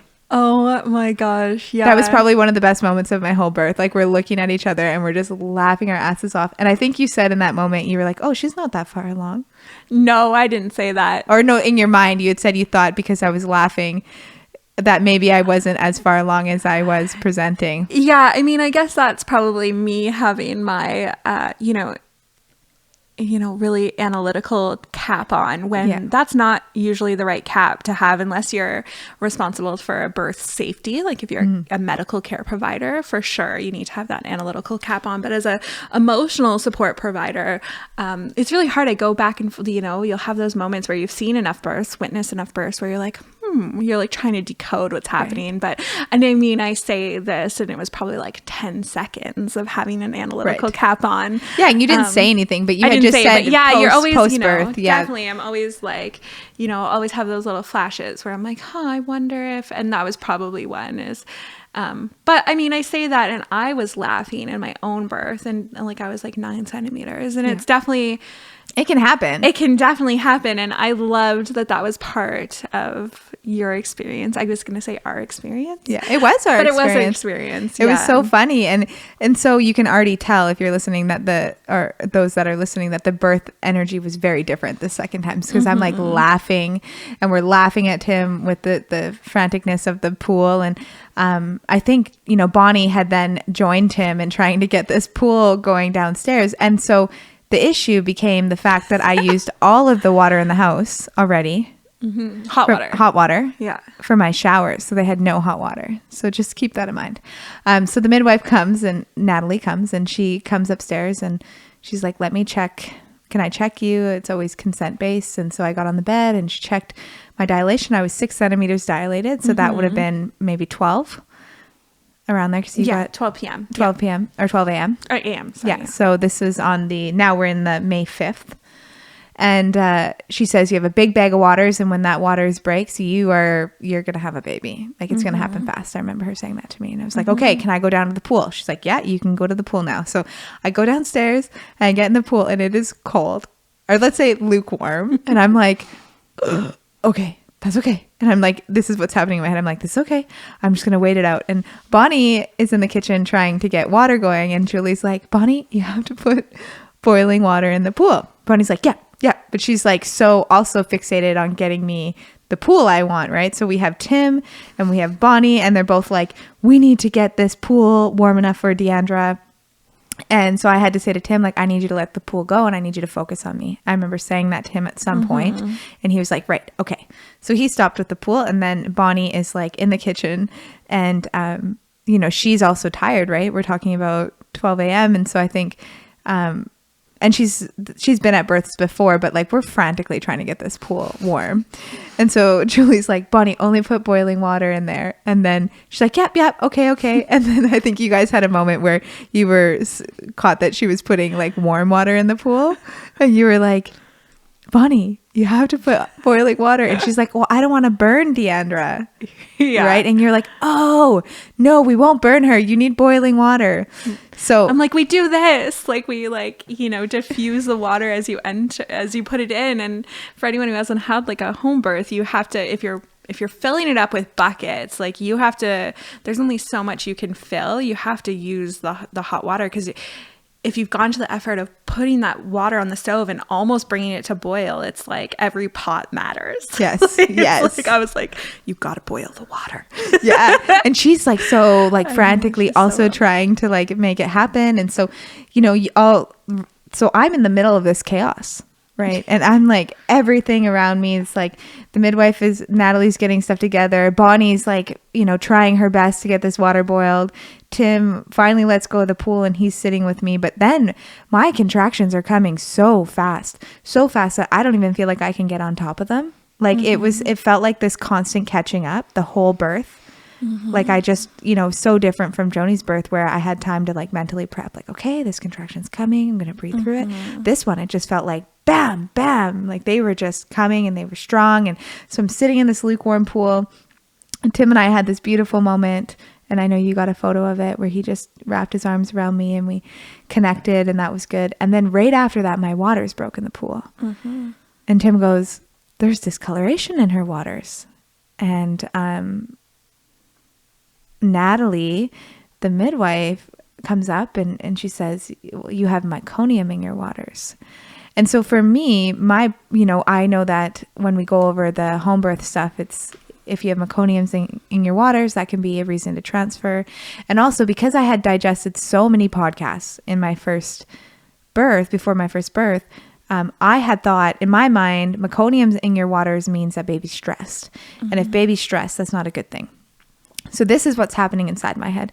And Natalie says, there's meconium in your waters. Recommendation would be to transfer, but you're going to have a baby soon. And so for her, that was just like, you know, this is what's happening, but you're going to have a baby soon. So like, we're not worried. It was kind of like her intention with that. So don't worry, you're going to have a baby soon. But my interpretation in that moment was like, with my own previous experience, was like, there's something wrong. The baby's stressed. But I didn't have the capacity to have the words in that moment, because I was so like processing this, and I sincerely went into like a freeze mode. I could just feel my nervous system locking up, my body locking up, and just dancing with this immense fear of like, there's something wrong with the baby. Maybe we're going to have to go to the hospital. Oh my God. You know, just everything I could possibly fear was coming through my brain. And you, thank God for you, felt like you were the only one in that moment. Tim says he knew I was stressed, but he also didn't have the words to support me. And you had just locked into me and realized, oh, I mean, maybe you have words about this, but my experience was you tuned into me. You're like, oh, okay, I need to support her. Yeah, it was, I wasn't there because I think I was talking to Bonnie about the water. So like this water was just a theme, and like shout out to Bonnie. She was so lovely. Oh, God, it's not a criticism of her. But I think I'd been talking to Bonnie about the water, and I came in and I like felt a different energy, and I was like, did your waters break? Like, what happened? And you're like, yeah, my water's broken. I was like, great. And I like went back into the kitchen. Like I didn't realize. And I think I was trying to find hot water? Bowl? I'm just kidding. No, I was looking for something. No, it wasn't about the water. I was like, it's because I kept pooping in the pool. Oh, and I was looking for something. And so this is another reason why I wanted to be in the pool, because I wouldn't stop pooping. Yeah. And I didn't want to poop on the floor. And for some reason, this birth, I was feeling very uncomfortable about that. And also I ate too much that day, honestly. So I was like, yeah, a lot of poop. So that's why I wanted to be in the water.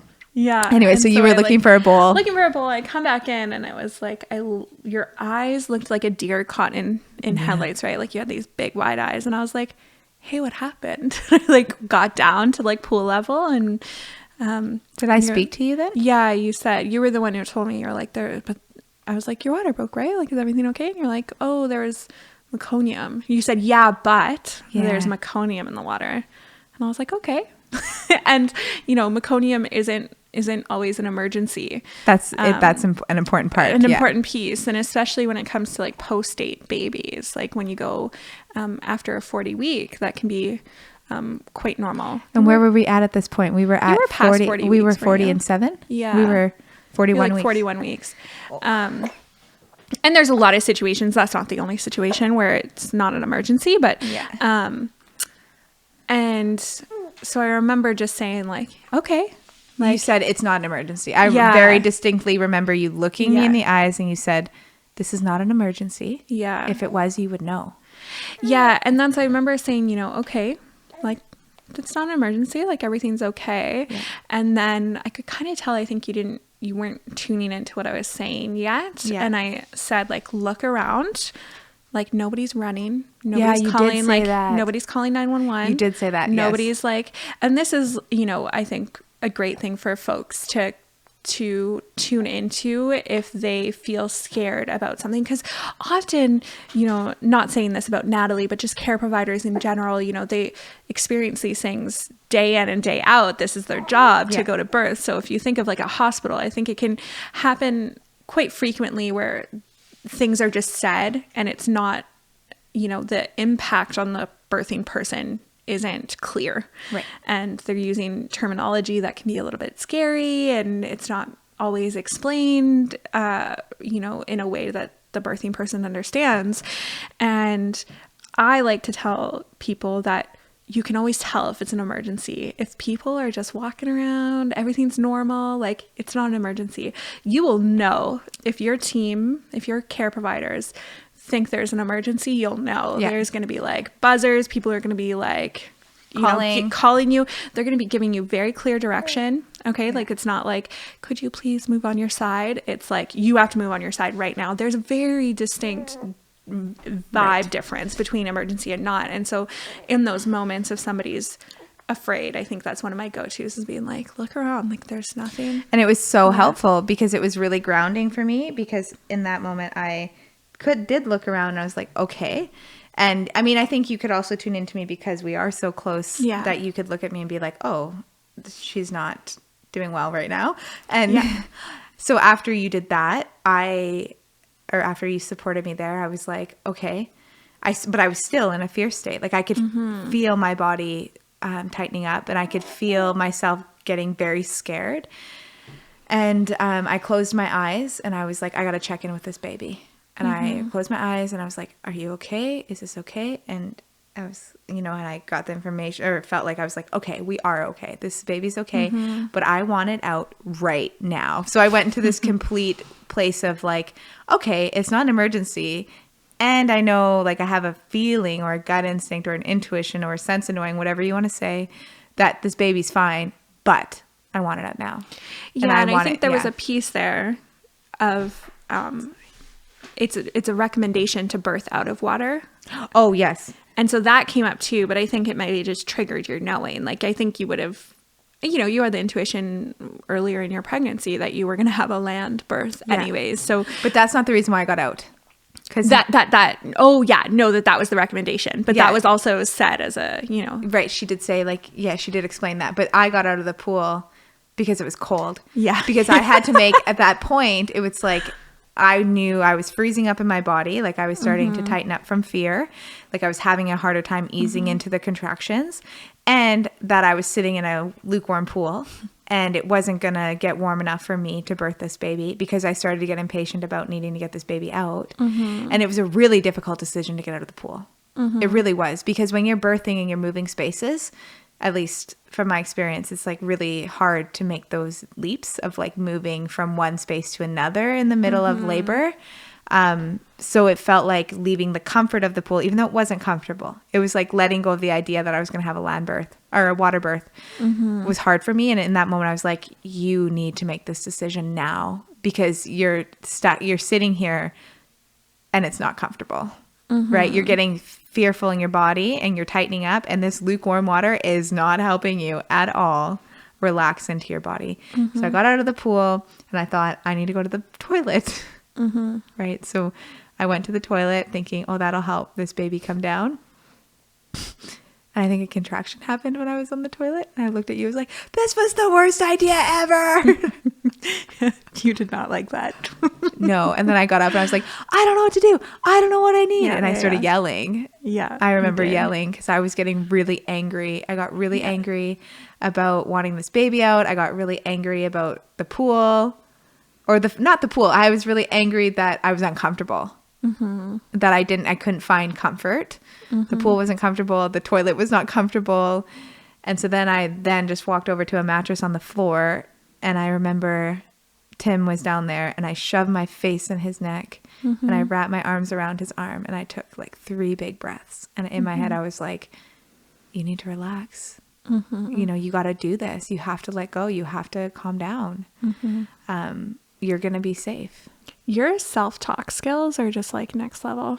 I mean, I wouldn't expect anything different from a meditation teacher, a yoga teacher, and a counselor, but that ability to talk yourself into what you need in that moment, to relax yourself, to acknowledge, you know, the patterns happening, your thought patterns that are really unhelpful in that moment and how they're affecting your physical body. Right. That awareness and that ability to like have that awareness and then know what to do about it and to talk and to listen to it. So here's the thing. I think people have these moments. I mean, obviously I only have my own experience, but I know previously I used to have these moments of knowing like, you know, I don't want to go down this path, or like I'm causing even more stress here, like that awareness. But it's really hard to listen to that wise voice. It's really hard to listen. It really is. Like you might know, like, you know, this is, this is uncomfortable, or like I need to relax, or I need to let go. That voice might be smaller in your head, and it's a practice of learning how to listen to it. The more you listen to it, the bigger it gets, because you can trust it. Yeah, it's like that neural pathway, right? That's like right. That's what's happening there, is like you have a lot of experience in not only listening to that voice, but then doing something, making a different decision. That's right. And knowing to listen to it. Like, and I like to think about it as like we have that wise self, or we have that knowing that maybe we're doing something that's not helpful, or that we're causing more pain in the ways that we're thinking, or our anxieties or our fears. But learning how to actually take the risk and listen to the voice is the first step. And I've been doing that for a long time, so I could access that in my birth, right? And so, but it was instrumental because it was like I felt myself going into old patterns in this birth. Like the fear that I was experiencing in this birth is a fear that I've experienced many times in my life, and an anxiety that felt very old to me. So it felt like I was dipping into this place that I've been many times, and it was like, but at an extreme place, because we're talking about my baby being happy or healthy and being able to get through this birth. So I was like, the hardest part of this birth was listening to the positive self-talk and trusting myself and being like, no, I'm not going there. I'm not going there. I'm not going to this place of fear. I'm refusing to listen to this thought that this baby's unsafe, or that this isn't going to work, or that I'm going to have to go to the hospital, or like I just can't go into that crisis mode. And I know that crisis mode very well. Right. So that was hard that was the hardest part for me, is choosing to trust the birth and trust myself in that moment. And when I put my face in Tim's neck and hugged him and regulated with him, we can say, or connected with him, and took 3 big breaths, and I said, I'm going to do this, and I'm going to do this right now, and I'm going to push this baby out. And I did it. And I think in that moment, I pushed that baby out again in like 3 pushes. Yeah, it was quick for sure. And Natalie said that she saw me in that position. So I was on a mattress, and I was pushing, and she looked and she saw the head and she was like, whoa, she didn't even have her gloves on. And so she had to like quickly get her gloves on. And the second midwife, Lee, was not even here yet. And I felt like I like forced that, like I pushed that baby out because I wanted him out as fast as possible. Yeah, you roared him out. I did. I was angry and I wanted him out. And I was like, get this baby. I felt like an animal. I felt like a wild animal, especially after my water broke. I felt like this like stressed, forceful animal that was like, I just need this baby out right now. And I want it out right now. And when he came out, I couldn't believe the difference between a water birth and a land birth. Like the sounds, the fluids. One of my favorite parts of the birth was me lifting him up to my chest all bloody. That was the coolest part. I think I tried to get pictures of that, but Tim jumped in front of the camera out of excitement. Oh my gosh, he was like, had his arms up in a big like V. Like he was just like, yeah. And I was like, damn it, you're in my shot. Like, no, it was so perfect. It was really perfect. And it was cool because like because it's so different than the water birth, I feel like he was also surprised by like that's why he had such a big reaction. Like, because it was like the baby just like came out. And when he came out, it was a boy. But the first thing I said this birth when he came out was that was really hard. Yeah. So I felt like this birth was way harder for me in that way. Like I did actually feel like this birth was way harder than my first birth. Yeah. More challenging. Yeah. It's probably the best. It took me to deeper, darker places. Yeah. So I described Joni's birth as being like ecstatic and spiritual and a birth that connected me with myself and my body. And then this birth as being like an empowering birth. Like I now know that I can be faced with something which felt very difficult for me in that moment, faced with immense fear and overcome it. And so for me, that was really powerful. I mean, you were really powerful. Thanks. I remember at one point you like looked at me, you're like, God, you look so beautiful right now.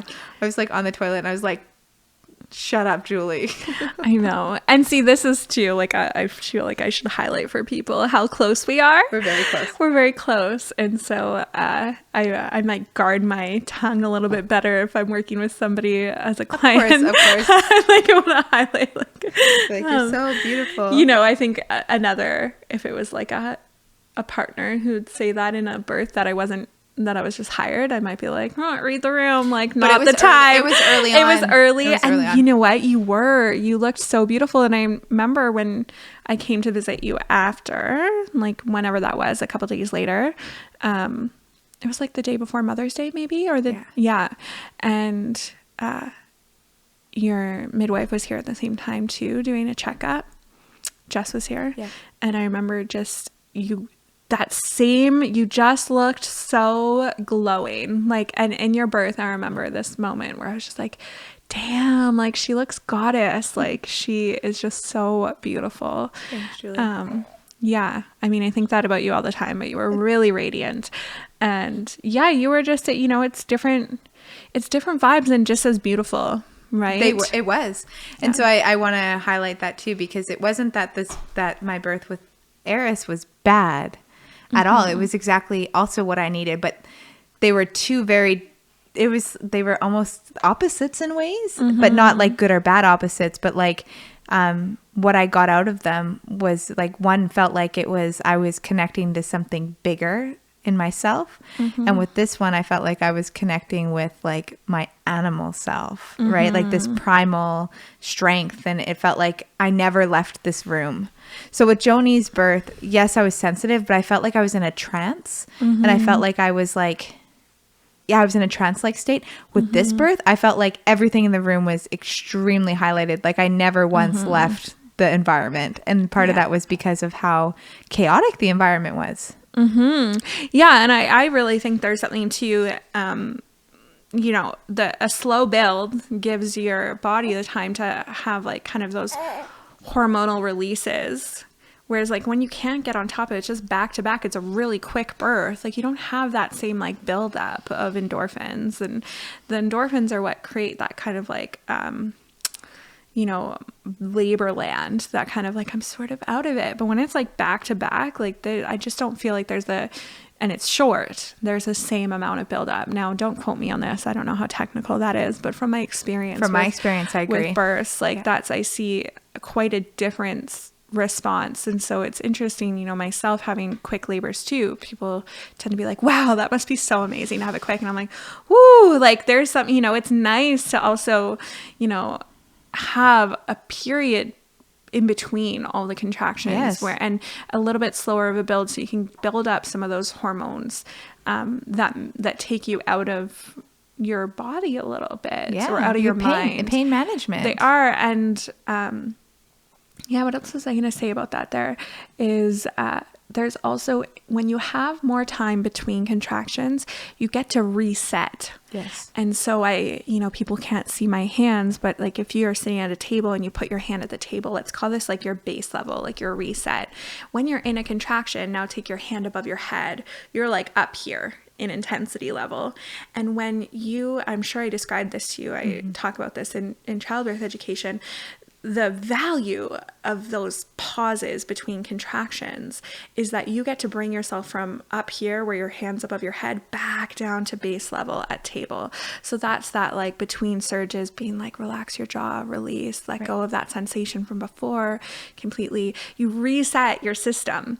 And then it's like, okay, now instead of starting, take your hand up above your head again. If you stay up at this point, you don't have that time to reset. The next contraction comes and now all of a sudden like raise your hand to the ceiling, like you're building on each contraction.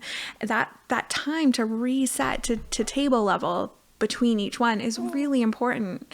And I think it's, even people who aren't having hard, not hard, if people who have that time in between, if they don't purposefully take that time, they can do that too. That's right. So they could maybe have a 4-minute pause between contractions, but if they're that entire time being like, oh my God, that was so hard, blah, I don't want to do that again, and they're in their head and they're in their body and they're like tensing up, and then still they're staying at that like elevated level of sensation and of experience, and then their next surge comes along, and instead of starting down here and just building up a little bit, they're like adding on to what's already like that hype that they've already built. Right. And then the sensation is more, right? Yeah. It's just a completely different experience. And yes. I think, that's one of my favorite things as a doula to help people with, not so much coping. I mean, multifaceted what doulas do, but helping people cope during a contraction is my favorite part, is helping them come back down in between. And you're really good at that. Thanks. Yeah. Hey. And that was the thing that you provided a lot in my first birth and even this second birth. But just for people's reference sake, I think my first birth was like 6 hours. Mm-hmm. I mean, I'm guessing because it's hard to know, but like so Joni was born at 3:15 p.m. and the midwife left my place at 8:30 in the morning. Mm-hmm. And I was 2 centimeters at 8:30 in the morning. And then Joni was born by 3:15. With Eris, the contractions started at 11 p.m. and he was born at 2:15 a.m. Mm-hmm. So from first contraction to him being out was 3 hours and 15 minutes. Was it 2:15? I felt like it was 1:15. No, it was 2:15. It was 2:15? Okay. Yeah, it was 2:15. I trust you. It was super fast. And the time between when my water broke to when he came out, and I remember when you told me this, my mind was blown. You're like, I think that was like 15 minutes, Deandra. Mm-hmm. But for me, because I was in such a state of fear and grappling with all this stuff, it felt like an hour. Mm-hmm. Time stopped. It stood completely still for me. Mm-hmm. But that was quick. That was very, very quick. So very quick. The difference for me in regards to pain was notable. This birth was much more painful within my body. I felt way more physical pain than I did with Joni's. Mm-hmm. And it was substantially faster. And like you had said to me, which provided me with some insight, is I didn't have time to create a ritual around my contractions. I mean, I had a few contractions upstairs, and then I had a few contractions in the pool, and then I had it was like I didn't get to be in one spot and create a ritual and a comfort. And that's when I started freaking out in my birth. It was because it felt like no place was comfortable. Like I couldn't find a comfort anywhere in my labor. Whereas the first time there was comfort in, Carly doing infinity on my back and me moving my hips, that provided me with relief. And the pool provided me with immense relief in my first birth, but nothing was helpful. Yeah. Well, and you just didn't have that time. I mean, it's the same, I saying that there's multiple reasons that a quick birth can be more challenging. It's not just the hormones, it's also that time. It's not just the hormones, it's not just that ability to reset between contractions. There's also, you have more time to develop a ritual and a rhythm. Yes. And that is immensely helpful for people in labor. Yes. And we do it very automatically. Birthing people just automatically tend to, if given the time and if they feel safe, like, you know, those are kind of the first factors. Yes. Being able to feel safe. Most birthing people will have some sort of rhythm or ritual that they get into. It can look like tapping. It can look like oming. It can look like swaying. Yeah. It's, you know, maybe doing one thing during a contraction and another thing between contractions. And those are really, really helpful. And I think that's why it was so hard to leave the pool for me, because I was like, that's what I mean about it being hard when you're birthing, because then it's like switching into something else feels like this there's like a mental barrier, at least there was for me. So when Aries came out and I thought he was a boy, I remember thinking like, how cool is that? Because I knew it, you know. Sorry to switch back to the end of the story, but no, it's your story, girl. You switch wherever you wanna. Yeah, thanks. So yeah, he came out and I was like, oh, it's a boy, and thinking, oh, this is hard. And you can see that look on my face with the photos that you took, like the look on my face with his birth, like I'm just I just look exhausted, you know, like I'm just like this there's a look of relief on my face, like, oh God, I'm done. Whereas with Joni, that wasn't the case. With Joni, it was like, oh, you're here, you know. And with Aries, I was like, oh God, we're done. And he came out screaming. Do you remember? He just was like screaming with his eyes closed. He was like, ah. Very different. Very different. And, you know, for the whole pregnancy, we actually called him Lou, baby Lou, to help Joni kind of accept her brother, or what we thought was, big burp, what we thought was her brother. Do you have something to say about your story? Boob. Yeah. Just the boob thing. And so about a week before he was born, I said to Tim, you know, I know we've been calling him Lou this whole time, or this baby Lou, but I have a feeling like the energy of this child, or like my feeling around this child, is changing. And I think that if it's a boy, his name needs to be Aries. Something's shifting. It just doesn't feel like a Lou. The energy here is too intense. You know, there's like an intensity to this baby, and I could feel that. And we said, okay, well, we'll just see how the birth goes. We'll make that decision. Because Lou feels like a really chill, kind of calm, laid back name. Anyways, he came out and it was intense. And Tim looks at me, he goes, it's Aries, isn't it? And I said, yeah, it's Aries. Because just how that birth went. It's like, yeah, you're fiery. Yeah, he is. You're fiery little man. So then the funny part about that is, so we said it's a boy, and then we were like doing stuff. And then 20 minutes later, I was like, wait, is it a boy? I got, because I was holding him close to me. Yeah, I remember that moment and being like, oh shit, like, please let this be a boy. Like, because, you know, Tim had already celebrated, like, everyone was like, I can't believe it's a boy. I'm like, oh God, please no. Like, and I think the reason why I got insecure about that is because I realized, like, in that moment when I checked, that, like, it's possible that I saw the umbilical cord and not a penis. Because I checked so quickly and I just started celebrating that it was a boy, and then I was like, whoa, wait, what if it's not a boy?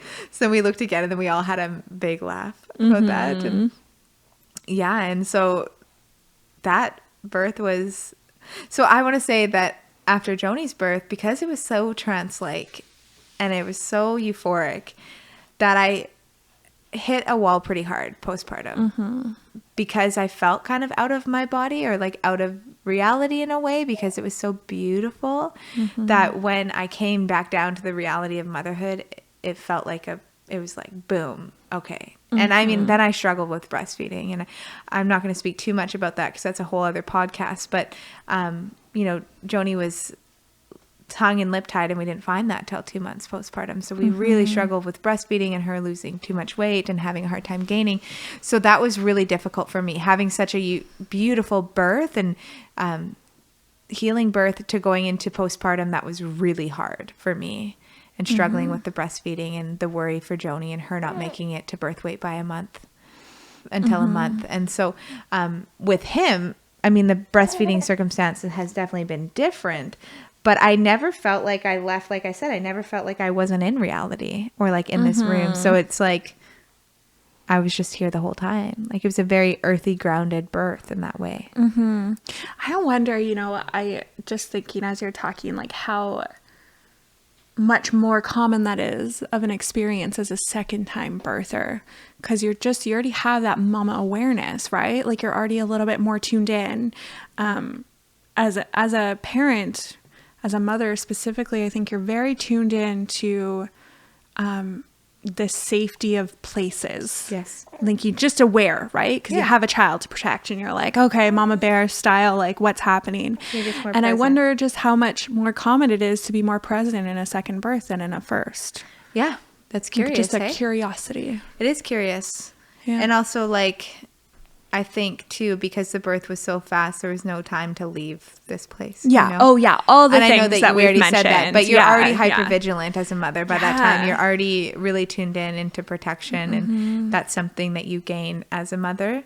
But yeah, I think it's all of those things. And I really noticed that in my transition to postpartum, that it wasn't as difficult because I felt very present. Because I was very present this birth. There was, like I said, no leaving the room, no leaving my body, no euphoria. Yeah. Just like, you're here, it's raw. Yeah. And I mean, I think that's I can appreciate, maybe you feel differently, that it's really beautiful to experience the differences of birth. Oh God, yes. That you got to experience all that birth has to offer. And it's not always, what I see with your second birth is that it was work. It's not always rainbows and butterflies and out of body experiences and so beautiful. It's like, oh, this is like hard work. Like, so hard. Blow the candles out, like screw the lights. We're getting down to business here. Right. And there's no choice. You're just doing it. Yeah. And so that was really important for me to experience that. And also important for me to experience, like, the fear that I was grappling with in birth is, like, I can have a lot of compassion and understanding now for when women, like, why certain ways of communication and why certain environments are not conducive for a woman to feel safe. Like, in the way that people communicate, and not that my communication was unsafe, but because it was so easy for me to go into that deep state of fear, I could have compassion for why other women go there, and then just listen to care providers when they're like, let's do this intervention. Do you want it? And you're like, yes. Yeah. I mean, I think, coming back to the beginning of our conversation about hypnobirthing and how those tools can be so useful, among other tools, is being able to manage that, to manage all the times that are going to come up for most people's births, like keeping in mind most people birth in a hospital system, right. Where there's just, as it is set up, and I'll be really clear here, I've been at a lot of very, very beautiful hospital births, and I don't believe that a positive birth is a certain birth style or a certain birth outcome. It's very much how you feel throughout. But there's just more opportunities in a hospital system where there's different staff changing, coming in and out. Yes. There's more machinery that make noise. There's more people in a same space. There's so much more opportunity to feel interrupted or to feel kind of threatened in a way. And I don't mean that care providers are threatening. No, but it's the entire taking into that hypersensitivity into consideration. There's so many more opportunities, and so you can see after that experience too of what that could be like. Oh my God, yeah. Even just like the chaos of the pool, right? How that was really ungrounding for me, and how that energy I found challenging during my birth. And then that makes me think of like how I would have really struggled in an environment with a lot of machinery. And I know this about myself. I'm an extremely sensitive person. It's one of my biggest challenges and one of my biggest superpowers, and so or one of my biggest strengths or resources. So I knew when I was pregnant with Joni that a home birth would be the best choice for me because of that, because of my history with anxiety and fear, and I knew that I would feel more safe in a situation where there was less stimulation. Yes. So I knew that about myself. So I know, like, when I think about hospital versus home birth, and not that they need to be compared, but I think about women who birth in the hospital, and I think, you're super strong, right? Because you're having to ground yourself in an environment where there's so many external factors that are out of your control. When you're at home, you're in your safe place. I mean, for me, it was my safe place. Yeah. Some women feel safer in a hospital, which is why you need to birth where you feel safe. Exactly. But yes, that's something I often think about, is how I look at women who birth in hospitals and I think, you're a powerhouse because, you know, you're weeding through all that stimulation and the changing in care providers and still grounding in yourself and still birthing. And so I gained even more compassion and empathy for that, having this birth and just even a bit of chaos at home and how that impacted my birthing experience. Yeah. So. Oh, I just love, I could listen. I feel like I'm just sitting here like, yeah, thank you for listening. Oh, I could listen all day. It's, and thank you for letting me be a witness to both your very beautiful birth experiences. Like I already said, thank God for you. Hey. I mean, and I said that to you afterwards. I mean, I feel like in my first birth, very well supported, multiple people that were supportive and very like intentionally supportive. This birth, it was like a lot of logistical support. And I mean, Tim did amazing in both births. And that's something I want to speak to quickly too, is, you know, the way that Tim was able to show up for me for both of these births was remarkable. And I probably didn't speak to that enough, but in my birth with Joni, he was fully with me and he was anticipating my contractions and he was oming with me and he was connecting with me eye to eye. And, you know, and then with this second birth, you know, I found that he was way more grounded, even though he was stressed about the pool to begin with. He was way more grounded and he could trust the process of birth more than he could the first time. And even when I went into that state of fear, he did not. I never felt that once from him. Like he was able to hold, and he said he never was concerned about what was happening. Like he didn't go into a place of fear with that information. I mean, I think Tim is an extraordinarily grounded man. He is. As it is. Yeah. Yeah. He is. And so he was amazing throughout both these births. And so having him and having a partner that was open to home birth and open to reading the books with me and open to just trusting me. I'm so grateful for that he could trust my body and me in these choices and never question and let me kind of bring him along for that ride. And you were a big part of that for him and us too, is having your support for both me and Tim was instrumental. So thank you for showing up. You're so welcome. This is Reasons 101 to have a doula. It is. Thank you for tuning in. Seriously though, doulas make a big difference. And then, I mean, you were, again, like instrumental in my postpartum last time. Like if there wasn't for you, I don't know where my mental health would have been after Joni was born and dealing with all the breastfeeding stuff. Like you were at my house so often. You were, I mean, you even fed Joni. I sure did. Yeah, you breastfed her. Brought me clothes, and I remember you bringing me underwear because I didn't end up preparing with underwear. And just like, you know, you've just been such a support. So I love you and thank you. I love you too. Yeah. I'm a cry, as Tim would say. We were crying on the weekend. He was like, should we call a wambulance? Like, way to ruin a moment. Yeah, you'll be dearly missed as you move away, but lifelong friend here. And always. I couldn't imagine not having been at your births. And thank goodness you weren't sick. Like I said, when you arrived and I started crying, I realized in that moment, like, I don't think I did actually come to terms with you not coming because the ease that just your presence brought when you walked through the door, I could feel it. And I was like, she's here. And I just started crying like, she's here. So thank you so much for trusting me and trusting my body in the process of birth and reminding me endlessly to trust the process. You're an amazing doula. And I say this to you all the time because I'm like, you are a remarkable birth worker. And I know you're not doing that work anymore, but you are.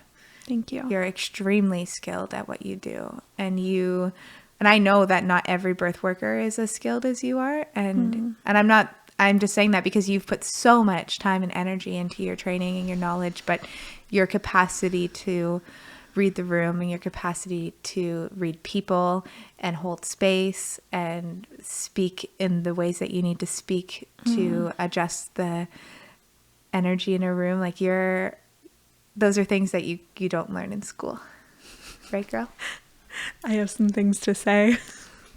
You know exactly what I'm going to say, it's don't you? Still a superpower. I know it is. Yeah. Yeah. Yeah.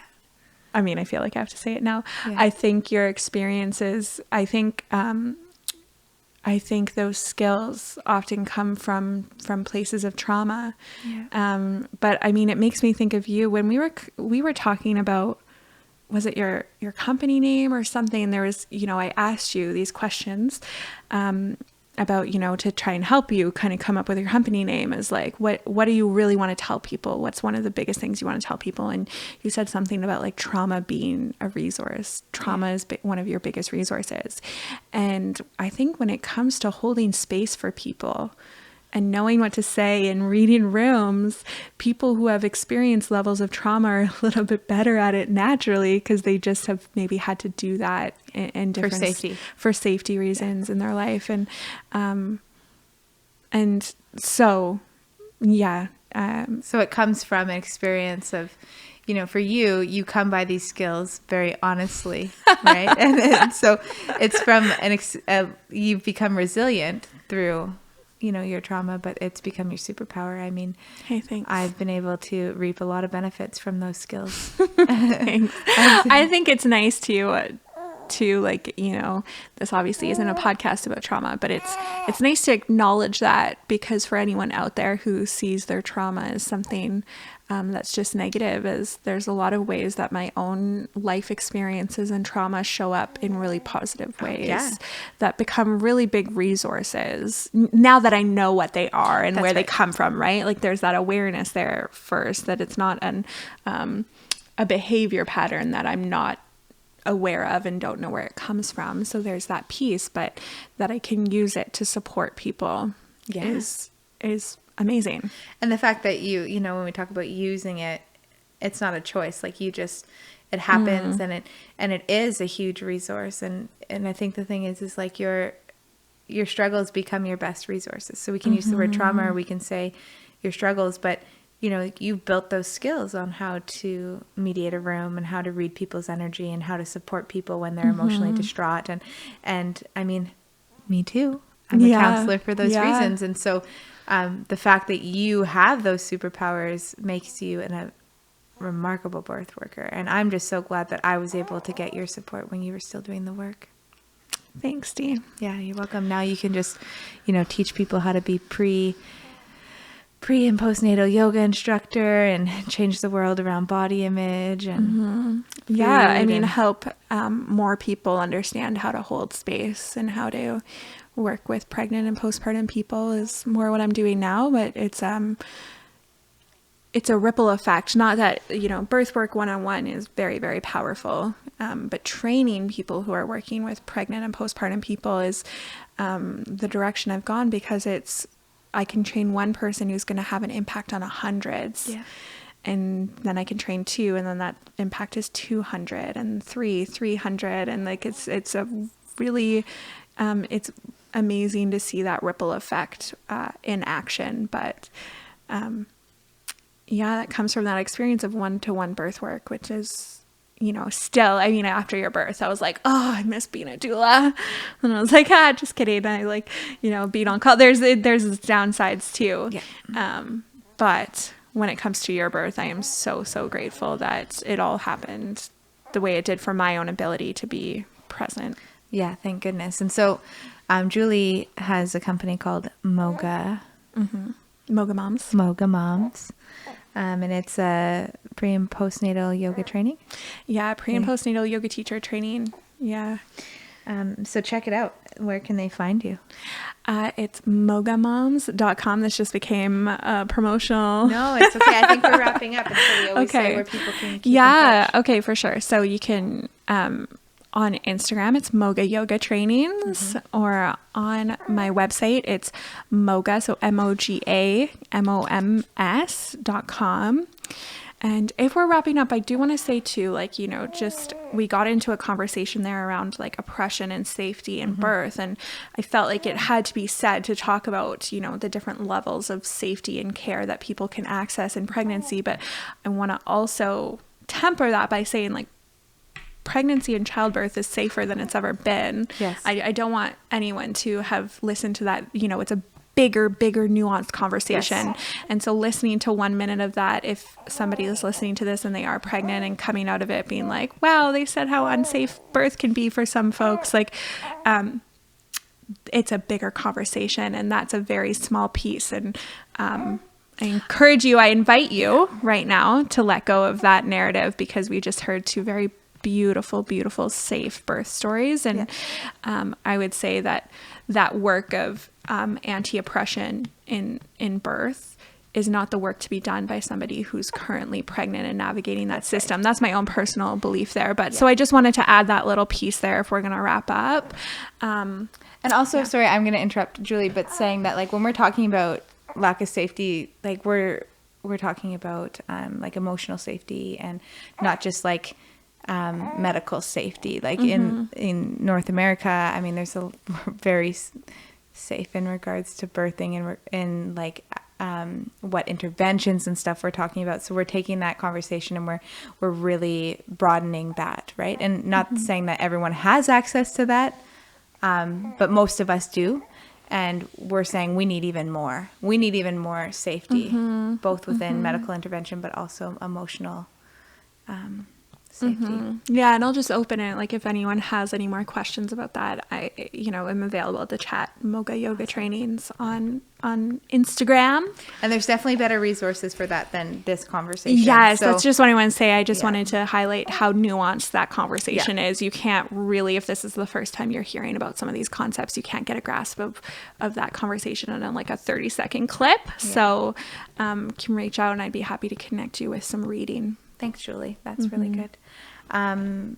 So Moga Moms, Julie's also a photographer, Bare Life Photography. But she's so busy, so don't try to ask her to do your photos. And she's a mama, and works for Balance 365. So lots of she lives a full life, and she's a multi-talented, amazing woman. And so thank you for being here, Julie, to talk. And thanks for being my doula. Thanks for being my friend. Oh, thanks for being a very, very, very important woman in my life and loving me the way you do. It's easy. Hey, I don't know that all would agree with that statement. Well, for me it is. From this viewpoint, girl, it is. I appreciate it.